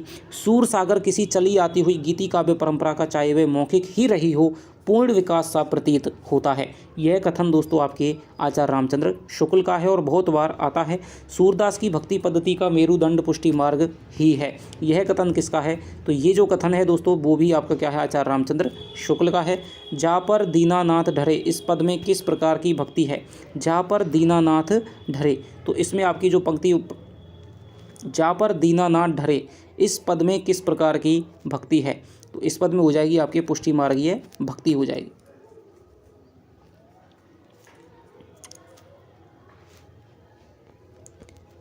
नंद, क्योंकि ये दोस्तों आपका क्या है, सूरदास का पद है। ठीक है, सूरदास का पद है, जा पर दीनानाथ ढरे, तो यहाँ पर सख्य भाव तो आया नहीं है, तो यहाँ पर दास्य भाव हम यूँ नहीं कर सकते कि सूरदास की पंक्ति है, तो सूरदास की पंक्ति है तो फिर हमें पुष्टि मार्ग की तरफ जाना पड़ेगा। नंददास की सर्वश्रेष्ठ कृति इनमें से कौन सी है, तो नंददास की हो जाएगी दोस्तों आपके रास पंचाध्यायी हो जाएगी। ठीक है, रास पंचाध्यायी इनकी सर्वश्रेष्ठ कृति है और इन जड़िया कवि की उपाधि भी दी गई है। नंददास ने किस ग्रंथ में रासलीला की आध्यात्मिकता व्याख्या करते हुए कृष्ण, वृंदावन, मुरली, गोपी आदि को प्रतीक मानकर आध्यात्मिकता से जोड़ा है, तो इसमें जोड़ा है आपके ये सिद्धांत पंचाध्यायी में। ठीक है, रासलीला की आध्यात्मिक व्याख्या करते हुए कृष्ण, वृंदावन, मुरली, गोपी आदि को प्रतीक बना करके आध्यात्मिकता से सिद्धांत पंचाध्यायी जोड़ती है। आगे चलते हैं।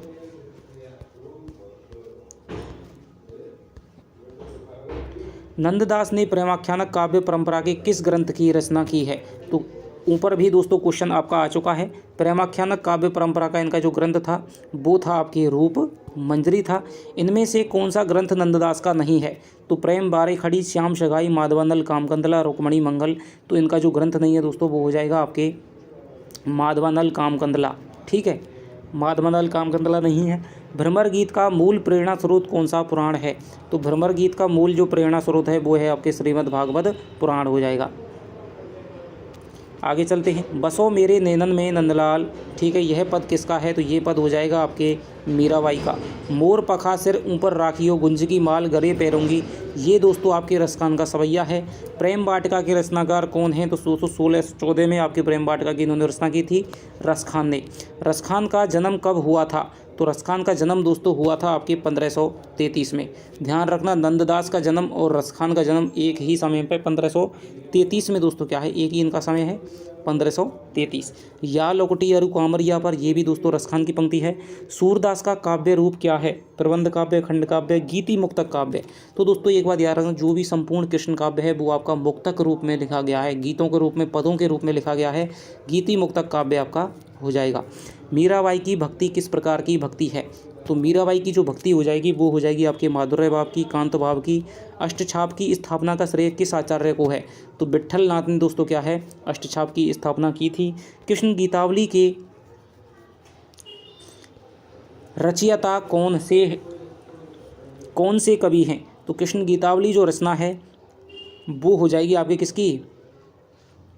कृष्ण गीतावली तो आपकी क्या है, तुलसीदास की हो जाएगी, ठीक है, जिसमें इन्होंने क्या है, सूरदास का या कृष्ण भक्ति परंपरा का जो क्या है अनुकरण किया है। आगे चलते हैं, इनमें से अष्टछाप का कवि कौन सा हो जाएगा? अष्टछाप का कवि हो जाएगा इसमें परमानंद दास हो जाएगा। नंददास की किस कृति पर मुग्ध होकर उन्हें जड़िया उपाधि दी गई थी? तो ये आचार्य शुक्ल ने दोस्तों इनके रास पंचाध्यायी पर दी थी, ठीक है। रास पंचाध्यायी इनकी महत्वपूर्ण कृति है जिसके कारण इन्हें जड़िया उपाधि दी गई थी। रास पंचाध्यायी में किस छंद का प्रयोग किया गया है? तो ये दोस्तों रोला छंद का प्रयोग किया गया है। ध्रुवदास किस संप्रदाय के कवि थे? तो ध्रुवदास ने दोस्तों क्या है, 42 ग्रंथों की रचना की है, और ये जो कवि हो जाएंगे वो हो जाएंगे आपके राधा वल्लभ संप्रदाय के ध्रुवदास हो जाएंगे, जहाँ राधा की कृष्ण से ज़्यादा मान्यता है। इन मुसलमान हरिजन पे कोटिन हिंदू बारिय भारतेंदु जी ने यह पंक्ति किस कवि के लिए कही? तो दोस्तों ये आपकी कही थी रसखान के लिए, भारतेंदु जी ने। ये बहुत ही अच्छा क्वेश्चन है। रसखान के दीक्षा गुरु कौन हो जाएंगे? तो रसखान के जो दीक्षा गुरु हैं ये भी दोस्तों किसके शिष्य थे? ये भी आपके गोस्वामी विट्ठलनाथ के ही शिष्य थे। 252 इनके शिष्य हैं विट्ठलनाथ के, ध्यान रखना, ठीक है, जिनमें से 4 को इन्होंने उठाया और उनको क्या है अष्टछाप में समाहित किया। मीरा का अंतिम समय किस मंदिर में व्यतीत हुआ था? तो ये दोस्तों जो आपका द्वारका में जाकर के रणछोड़ जी का जो मंदिर है वहाँ पर इनका अंतिम समय व्यतीत होता है। किस संप्रदाय में गद्दी सेवा का विधान है? तो गद्दी सेवा का जो विधान मिलता है वो मिलता है आपके राधा वल्लभ संप्रदाय में, ठीक है। वहाँ पर एक ताम्रपत्र पर क्या है, राधा शब्द अंकित रहता है। संतन को कहा सीकरी सो काम, तो ये आपकी कुंभन दास की हो जाएगी। इनमें से कौन गोस्वामी विट्ठलनाथ का शिष्य नहीं था? तो सूरदास जी दोस्तों नहीं थे। श्रीमद् भागवत पुराण में इनमें से किसका उल्लेख नहीं है? तो श्रीमद् भागवत पुराण में आपके क्या है, कृष्ण क्या है, ग्वाल का है, गोपी का है, लेकिन दोस्तों क्या है, राधा का उल्लेख नहीं मिलता है, ध्यान रखना, ठीक है। इस पर दोस्तों क्या है, थोड़ा सा पहले एक वीडियो भी थी और वो वायरल हुई थी, उस पर विवाद भी चला था, ठीक है। जो आपके जो ये कौन से महाराज हैं जो वृंदावन वाले, ठीक है, और एक पंडित जी थे, उनमें विवाद हो गया था कि भाई ये कह रहे थे कि राधा का क्या शब्द का प्रयोग हुआ है, लेकिन उन्होंने कहा कि आप राधा शब्द का मुझे बता दीजिए। तो राधा शब्द का प्रयोग है वो श्रीमद् भागवत पुराण में नहीं हुआ है। भ्रमर गीत में कौन सा रस प्रमुख है? तो भ्रमर गीत में आपका हो जाएगा दोस्तों वियोग श्रृंगार रस है वो प्रमुख है। भ्रमर गीत में गोपियाँ हैं वो कृष्ण के प्रेम में तड़प रही हैं, तो ये हो जाएगा। आगे गदाधर भट्ट किस संप्रदाय के कवि हैं? तो गदाधर भट्ट हैं दोस्तों वो आपके हो जाएंगे आपके चैतन्य संप्रदाय के। कृष्ण भक्ति के लिए परिवारजन की प्रताड़ना किसने सहन की? कृष्ण भक्ति के लिए परिवारजन की प्रताड़ना किसने सहन की? तो ये आप सब जानते हैं, मीराबाई जी ने सहन की थी, ठीक है। पुष्टि मार्ग के संस्थापक आचार्य कौन से हैं? तो पुष्टि मार्ग की स्थापना दोस्तों वल्लभाचार्य ने की थी। आगे चलते हैं, सूरदास किस रस का कोना कोना झांकाए हैं? तो दोस्तों वात्सल्य और श्रृंगार का, वात्सल्य रस का कोना कोना झांकाए हैं। आगे चलते हैं, श्रृंगार रस मंडन किसकी रचना है? तो श्रृंगार रस मंडन है वो आपके श्रृंगार रस मंडन किसकी रचना है? तो ये आपके विट्ठलनाथ की रचना हो जाएगी। आगे चलते हैं, संख्या की दृष्टि से सर्वाधिक रचनाएं कृष्ण भक्त कवियों में किसकी हैं? तो दोस्तों ये हो जाएंगी आपके ध्रुवदास की संख्या की दृष्टि से हो जाएंगी, सबसे ज़्यादा रचनाएं हो जाएंगी।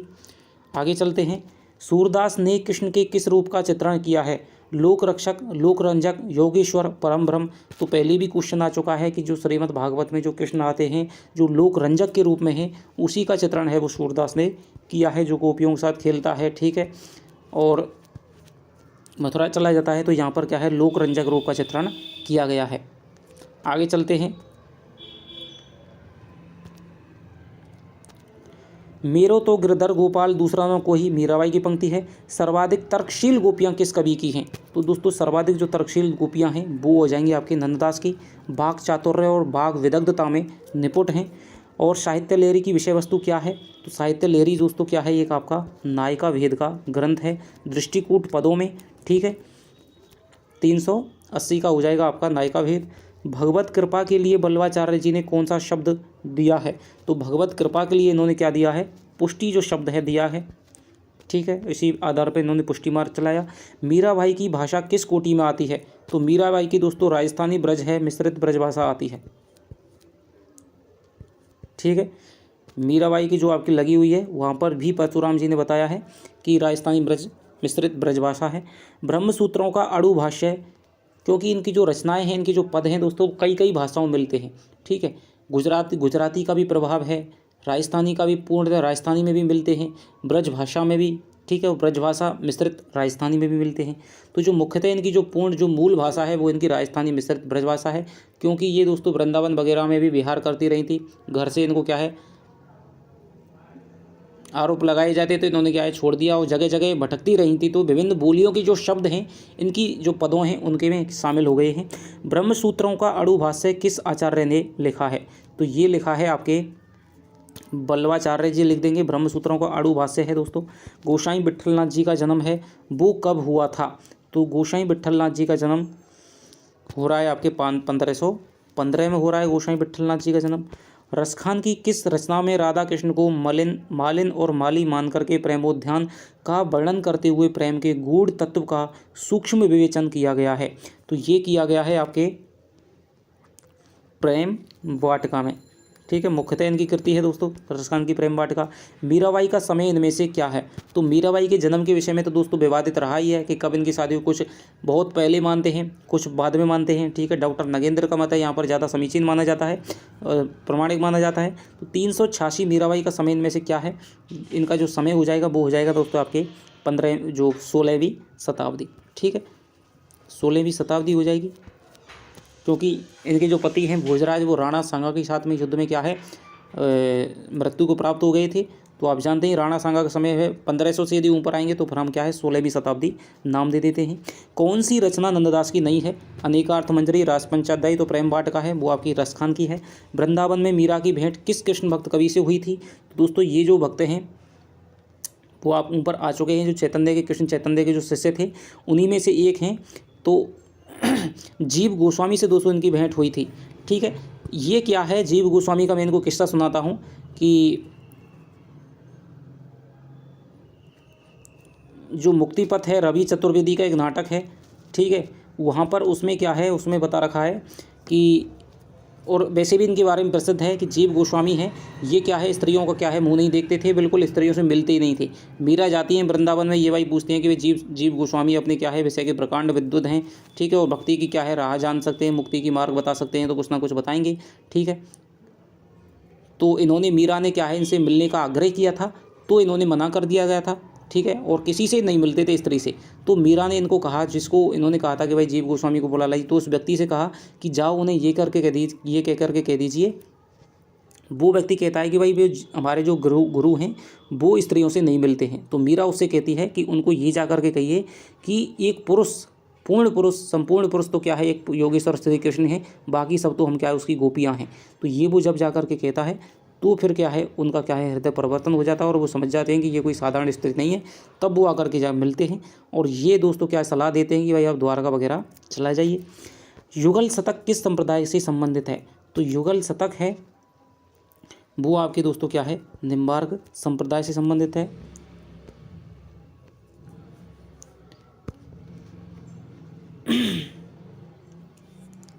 आगे चलते हैं। सूरदास के उस ग्रंथ का नाम बताइए जिसमें रीति निरूपण हुआ है। तो सूरदास का दोस्तों लक्षण ग्रंथ या फिर रीति निरूपण नायिका भेद का ग्रंथ आपका ये हो जाएगा, कौन सा है, ये हो जाएगा आपके साहित्य लहरी।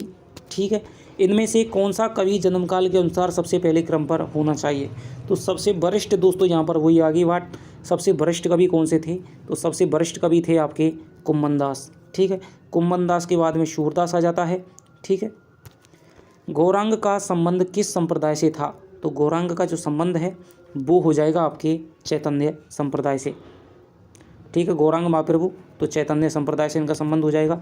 आगे चलते हैं। आगे होने वाले कवियों की श्रृंगार और वात्सल्य की उक्तियाँ सूर की झूठन से जान पड़ती हैं। यह कथन दोस्तों आपके आचार्य रामचंद्र शुक्ल का हो जाएगा। ठीक है, रामचंद्र शुक्ल का हो जाएगा। सुदामा चरित्र के रचयिता इनमें से कौन है, रसखान, सूरदास, नरोत्तम दास और आपके ध्रुवदास। तो आप जानते हैं सुदामा चरित्र बहुत ही फेमस है। ठीक है, पानी परात को हाथ छुओ नहीं, नैनन के जल सो पग धोए, तो ये आपकी हो जाएगी किसकी, नरोत्तम दास की हो जाएगी। ठीक है, नरोत्तम स्वामी अलग हैं जो आधुनिक काल में आते हैं, जिन्होंने अलंकार पारिजात नामक जो काव्यांग विवेचन की जो किताब लिखी है। ठीक है, काहे को गोपीनाथ कहावत पद है वो किसका है, तो ये है दोस्तों आपके पद है वो हो जाएगा आपके सूरदास का। ठीक है, कि तू क्यों जब आप गोपियों से मिलता नहीं है तो क्यों तू गोपीनाथ कहता अपने को कहता है। तो निम्नलिखित सूक्तियों को सुमेलित कीजिए।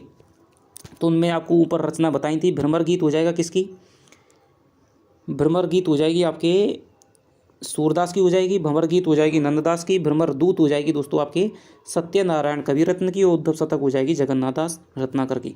तो बहुत ही प्रमुख रचनाएं हैं। सुमेलित आपको आपका जन्म दिवस है वो करना है। तो सूरदास का जो जन्म हुआ था वो हुआ था आपके 1478 में हुआ था। नंददास का दोस्तों मैंने आपको बताया था 1533 में हुआ था। मीरा का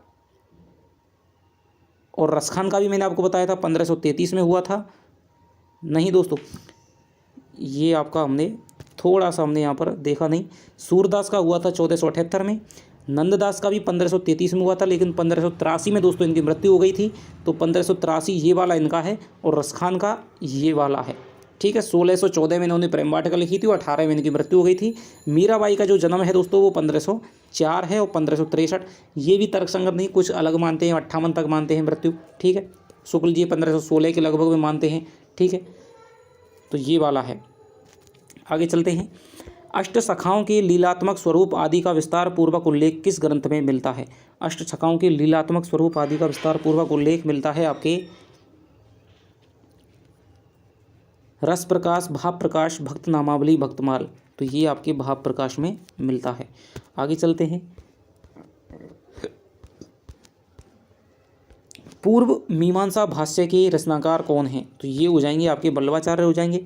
बल्लवाचार्य के संपर्क में आने से पूर्व सूर किस प्रकार की भक्ति करते थे, तो ये दोस्तों आपके दास्य भाव की करते थे। मैंने आपको बता दिया है कि सूर हवे के क्यों ज्ञात है, बल्लवाचार्य ने सूरदास से कहा था। उसके बाद में ये दास्य भाव की भक्ति को छोड़ करके और सख्य भाव की भक्ति करने लग गए। तो ये मानते थे कि भाई भगवान के जब तक आप खुद को बराबर नहीं समझोगे, बराबर का जब तक तुम अधिकार नहीं मांगोगे, तब तक क्या है भगवान की प्राप्ति नहीं होगी। तो इन्होंने सखा बनाया कृष्ण को, और इन्होंने तभी इनके बाल लीलाओं की क्या है इन्होंने वर्णन करना शुरू किया। विमल बुद्धि गुण और की जो यह गुणी सिरवनी धरे, सूर कवित सुनी कौन कवि जो सिर नहीं चालन करे। बहुत ही दोस्तों प्रसिद्ध पंक्ति है, नाबादास से उठाई गई है, सूरदास के बारे में जो नाबादास ने कहा है। ठीक है, कबीर कहानी राखिनी वर्णाश्रम सठ दर्शनी, ये दोस्तों कबीर के बारे में कही गई है। तो मीरा के बारे में, बहुत से कवियों के बारे में 316 छप्पों में 200 कवियों का जो जीवन वृत्त है वो आपके नाबादास जी कहते हैं। भ्रमर गीत का मुख्य आधार क्या रहा है, तो दोस्तों श्रीमद् भागवत का जो आपका 10वां स्कंद है। ठीक है, 46वें 47वें जो अध्याय हैं 10वें स्कंद के, वो आपका क्या रहा है, उसमें कुल 12 स्कंद हैं। इसके जो भाग है उसको क्या है, स्कंद की संज्ञा दी जाती है। जिस प्रकार रामचरितमानस का गान करने वाले भक्त कवियों में गोस्वामी तुलसीदास जी का स्थान श्रेष्ठ है, उसी प्रकार कृष्णचरित का गाने वाले भक्त कवियों में महात्मा सूरदास जी का। वास्तव में ये हिंदी कवि गगन के सूर्य और चंद्र हैं। किसकी काव्य पंक्तियाँ हैं, तो ये जो काव्य पंक्तियाँ हो जाएंगी दोस्तों आपकी हो जाएंगी रामचंद्र शुक्ल की हो जाएंगी। ठीक, नगेंद्र नहीं दोस्तों, ये रामचंद्र शुक्ल हो जाएगा। ठीक है, श्रृंगार और वात्सल्य के क्षेत्र में जहाँ तक इनकी दृष्टि पहुँची है वहाँ तक किसी कवि की नहीं पहुँची। तो ये भी दोस्तों शुक्ल की पंक्ति हो जाएगी। इन दोनों क्षेत्रों तक तो महाकवि ने मानो औरों के लिए कुछ छोड़ा ही नहीं। ये श्रृंगार और वात्सल्य का कोना कोना झांकाए हैं। तो ये भी आपकी क्या है, आचार्य रामचंद्र शुक्ल की हो जाएगी। ताही छन उडराज उदित रंग राज सहायक कुमकुम मंडित बदन प्रिया जनु नागरी नायक। ये पंक्तियाँ हैं दोस्तों आपकी 11वीं 12वीं जो पुस्तक है उसमें भी ये आपका दे रखी हैं ये पंक्तियाँ। और ये पंक्तियाँ हो जाएंगी आपकी किसकी, नंददास की पंक्तियाँ हो जाएंगी। मोमन गिरवर, ये गिरधन नहीं है दोस्तों, गिरवर है, ठीक है। मोमन गिरवर छवि पे अटक्यो ललित त्रिभंग चाल पे चलके चिबुक चारे घड़ी ठटक्यो है। किसकी पंक्ति है, तो ये जो पंक्ति है वो हो जाएगी आपके कृष्णदास की दोस्तों, ठीक है। कृष्णदास हैं, इनको दोस्तों विट्ठलनाथ जी है। इन्होंने दोस्तों क्या है, श्रीनाथ जी के मंदिर में प्रबंध पटुता का कार्य दे दिया गया था। और एकमात्र दोस्तों ये क्या है, ऐसी कवि हैं जिनकी मातृभाषा ब्रजभाषा नहीं थी या हिंदी नहीं थी। तो ये गुजराती कवि हैं और इन्होंने दोस्तों 1 साल के अंदर ही इन्होंने ब्रजभाषा पर अपना इस प्रकार अधिकार कर लिया कि शुक्ल को कहना पड़ा कि इस कवि को देख करके लगता नहीं है कि इसकी मातृभाषा कुछ अलग और ब्रजभाषा के सिवाय और कुछ रही होगी। तो ये इनमें क्या है, प्रबंध पटुता का बहुत ही गुण था, इसलिए इनको क्या है, मंदिर में क्या है, प्रबंध पटुता का कार्य दिया गया था कृष्णदास को। कहा करो बैकुंठ ही जाए, जहाँ नहीं नंद जहाँ नहीं यशोदा, जहाँ नहीं गोपाल ही गाय। तो ये जो पंक्तियाँ हैं दोस्तों वो हो जाएंगी आपके परमानंद दास की। जुगलभान चरित्र की किसकी रचना है, तो जुगलभान चरित्र है वो आपकी रचना हो जाएगी आपके कृष्णदास की। आगे चलते हैं। हितजू को मंगल किसकी रचनाएं हैं, तो हितजू को मंगल है वो आपके चतुर्भुज दास की रचना हो जाएगी, ठीक है। 2 चतुर्भुज दास आते हैं, ध्यान रखिएगा, एक आपका चैतन्य गौड़ीय संप्रदाय में आता है और एक आपका अष्टछाप में आता है। राधा सुधा निधि के रचनाकार कौन है, तो राधा सुधा निधि हो जाएगी आपके हित हरवंश की हो जाएगी, ठीक है। स्वस्ति श्री तुलसी कुल भूषण दूषण हरन गोसाई, 12 भाव प्रणाम करो अब हरऊ शोक समुदाई। ये जो पंक्ति हैं दोस्तों ये आपके मीराबाई की हो जाएंगी, ध्यान रखना, बहुत ही आपकी इंपॉर्टेंट पंक्ति हैं। तुलसीदास के क्या है, ये रैदास को अपना क्या है गुरु मानती थी, लेकिन तुलसीदास से इन्होंने एक बार मिलने की अभिलाषा की और इन्होंने ये पंक्तियां लिख करके तुलसीदास को भेजी। तो तुलसीदास ने इसके उत्तर में दोस्तों लिखा था कि जाके प्रिय न राम बेदेई, जो कि विनय पत्रिका की पंक्तियां हैं, जाके प्रिय न राम बेदेई तजिए ताही कोटि सम यद्यपि परम स्नेही, ठीक है। नरसी जीरा मायरा किसकी रचना है, ये आपकी मीराबाई की हो जाएगी। 13 लाख संडीले आए सब साधन मिली गटके, सूरदास मनमोहन आदि रातई सटके। तो किसकी पंक्ति है, तो ये दोस्तों क्या है, ये पंक्ति जो हो जाएगी आपके, ये पंक्ति है सूरदास मदन मोहन की। एक बार क्या है, इनको खजाने का क्या है, खजांची बना दिया गया था और इन्होंने क्या है, पूरा का पूरा खजाना है वो बांट दिया था, ठीक है। तो इसी संदर्भ में इन्होंने ये पंक्ति कही, सूरदास मदन मोहन हो जाएगा। मन रे परस हरीरे चरण सुभग शीतल कमल कोमल त्रिविध ज्वाला हरण। तो मीराबाई की जो पदावली उसमें भी आपका ये पद लगा हुआ है। तो ये जो पद है दोस्तों वो हो जाएगा आपके मीराबाई की। दानलीला किसकी रचना है, तो दानलीला हो जाएगी आपके नंददास की रचना हो जाएगी, ठीक है। दानलीला कईयों की रचनाएं हैं। भक्ति रसामृत सिंधु दोस्तों बहुत ही आपकी मुख्य है, काव्य शास्त्र में आपकी मिलती है, जहाँ पर आपके रसों का पढ़ते हैं तो वहाँ पर ये आपके रूप गोस्वामी ने दोस्तों इसी के आधार पर क्या है, भक्ति को क्या है आपका एक रस घोषित किया था, 11वां रस है वो घोषित किया था भक्ति का, ठीक है। 9 रस माने गए थे, उसके बाद में आपके 2 रस हैं, एक आपका क्या है वात्सल्य रस है वो आपके विश्वनाथ ने, और 11वां रस है वो आपके रूप गोस्वामी ने भक्ति रसामृत सिंधु में। शोभित कर नवनीत लिए घुटरनु चलत रेणु तन मंडित मुग्धदि लेप किए। तो ये जो पंक्ति है वो आपकी हो जाएगी सूरदास की हो जाएगी। जब से प्रीत श्याम ते कीनी तादिन मेरे इन नैननु नैको नींद ना लीनी। किसकी पंक्तियां हैं, तो ये जो पंक्तियां हैं वो हो जाएंगी आपके परमानंद दास की। किस भक्त कवि को 3000 कविताएं लिखने का श्रेय प्राप्त है, तो ये जो प्राप्त है दोस्तों रहीम को प्राप्त है, ठीक है। खेत कोटकम इनके प्रमुख जो ज्योतिष शास्त्र संबंधी ग्रंथ है। किस कृष्ण भक्त कवि ने कृष्ण का लीला में घे पदों में ना करके सवैयों में किया है, तो आप जानते हैं रसखान दोस्तों सवैयों का क्या है बादशाह कहा जाता है, सिद्धहस्त थे सवैया, रसखान हो जाएगा। आगे चलते हैं।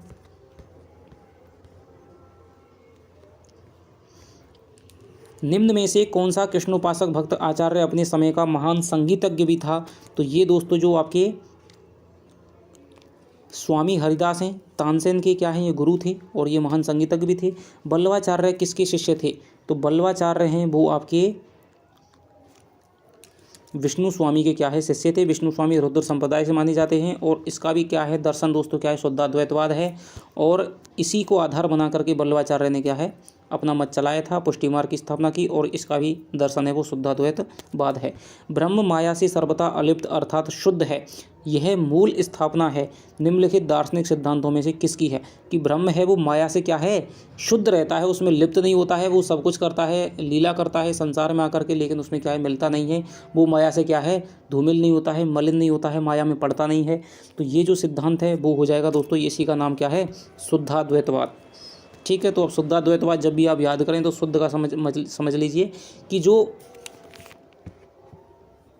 ईश्वर है वो क्रीड़ाएँ करता है, ठीक है, लीलाएं करता है, सब कुछ करता है, संसार में आता है, जन्म लेता है, सारी क्रीड़ाओं करके चले जाता है जैसे कृष्ण ने लिया, लेकिन वो क्या है माया में क्या है लिप्त नहीं होता है, माया उस पर अपना प्रभाव नहीं डाल पाती है। पुष्टि मार्ग के अंतर्गत पुष्टि का अर्थ क्या है, तो दोस्तों भगवत कृपा, जो भगवत अनुग्रह या कृपा है उसी को क्या है पुष्टि कहा गया है।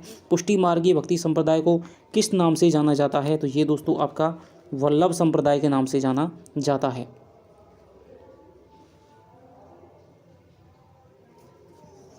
पुष्टि मार्गीय भक्ति संप्रदाय को किस नाम से जाना जाता है, तो ये आपके दोस्तों वल्लभ संप्रदाय के नाम से जाना जाता है। ठीक है,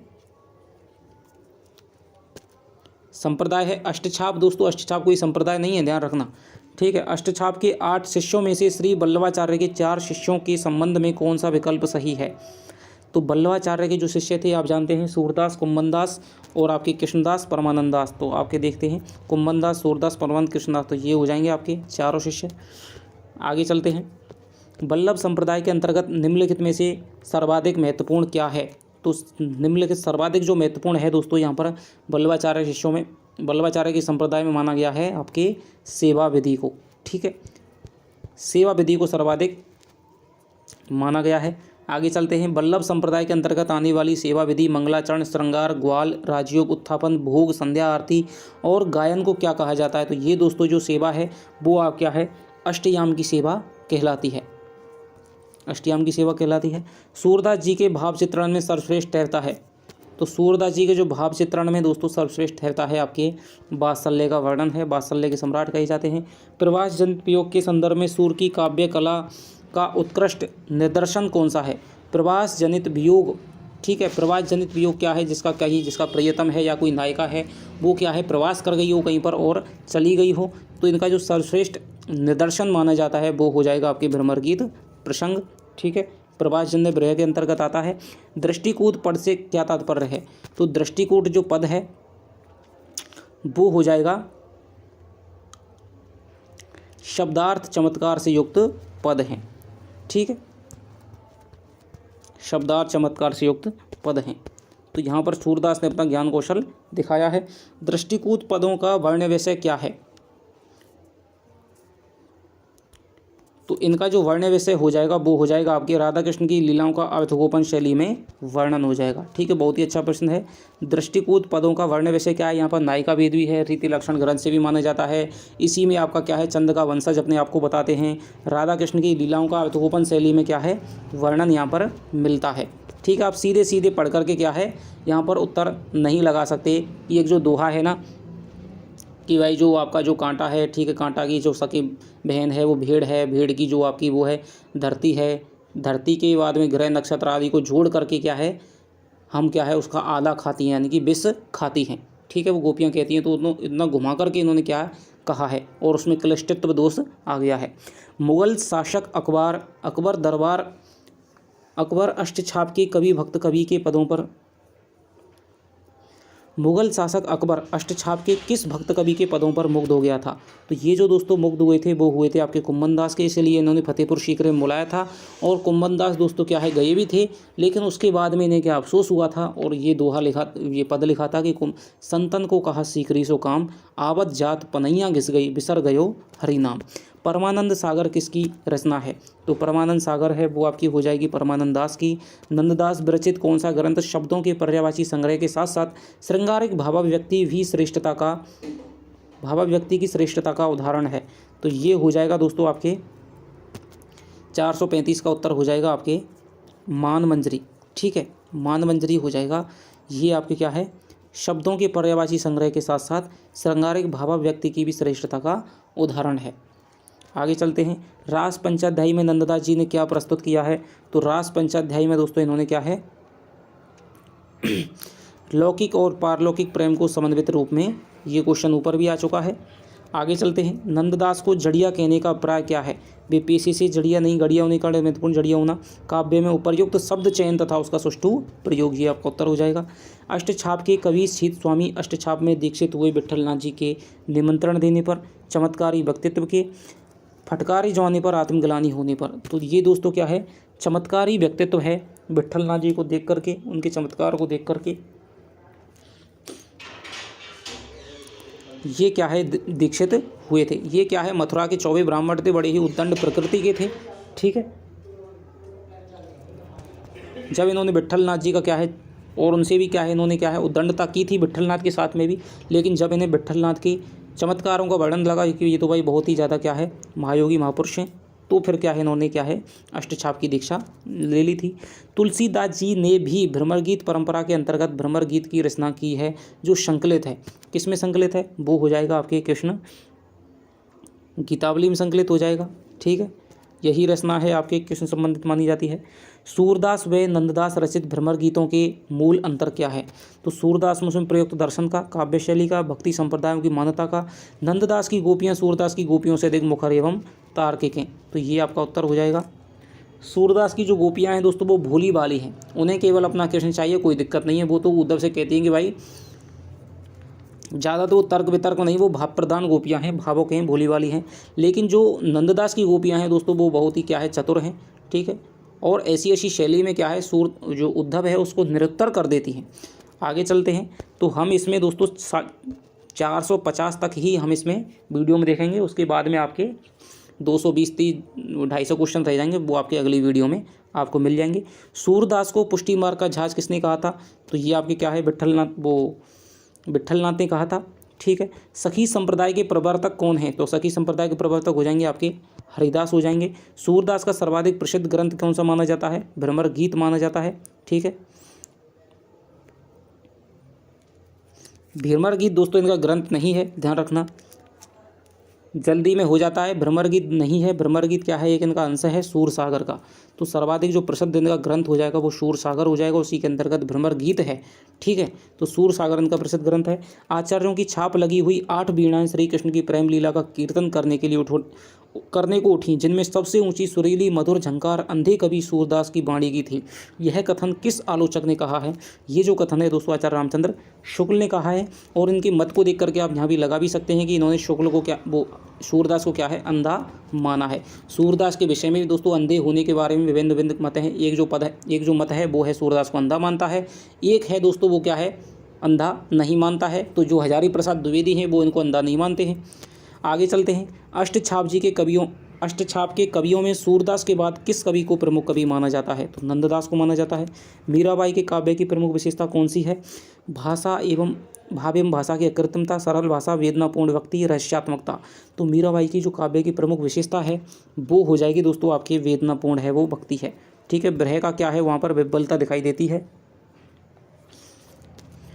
कृष्ण काव्य हरिचरित्र जो अवधी भाषा में रचित है उसके रचयिता कौन है? तो हरिचरित्र के जो रचयिता हो जाएंगे वो हो जाएंगे आपके लालच दास। ठीक है, अष्टयाम के रचनाकार कौन हो जाएंगे? तो अष्टयाम में बहुतों ने लिखी है। ठीक है, रीतिकाल में भी लिखी है, भक्तिकाल में भी लिखी है। तो यहाँ पर जो इनमें से उत्तर है वो हो जाएगा आपके अग्रदास ने अष्टयाम की रचना की है। अग्रदास राम भक्ति शाखा के जो कवि हैं, अग्र अली के नाम से रसिक भावना का समावेश करने वाले। भक्त नामावली,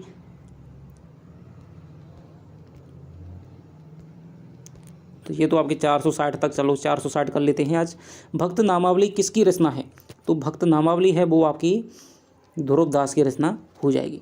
तो ये दोस्तों आज हमने 460 तक यहाँ के प्रश्न देख लिए हैं, और बाकी के जो अगले आपके हैं वो आपकी अगली वीडियो में हम देख लेंगे। तो आपको कैसी वीडियो पसंद आ रही है दोस्तों, ज़्यादा से ज़्यादा इसको क्या है, लाइक करें।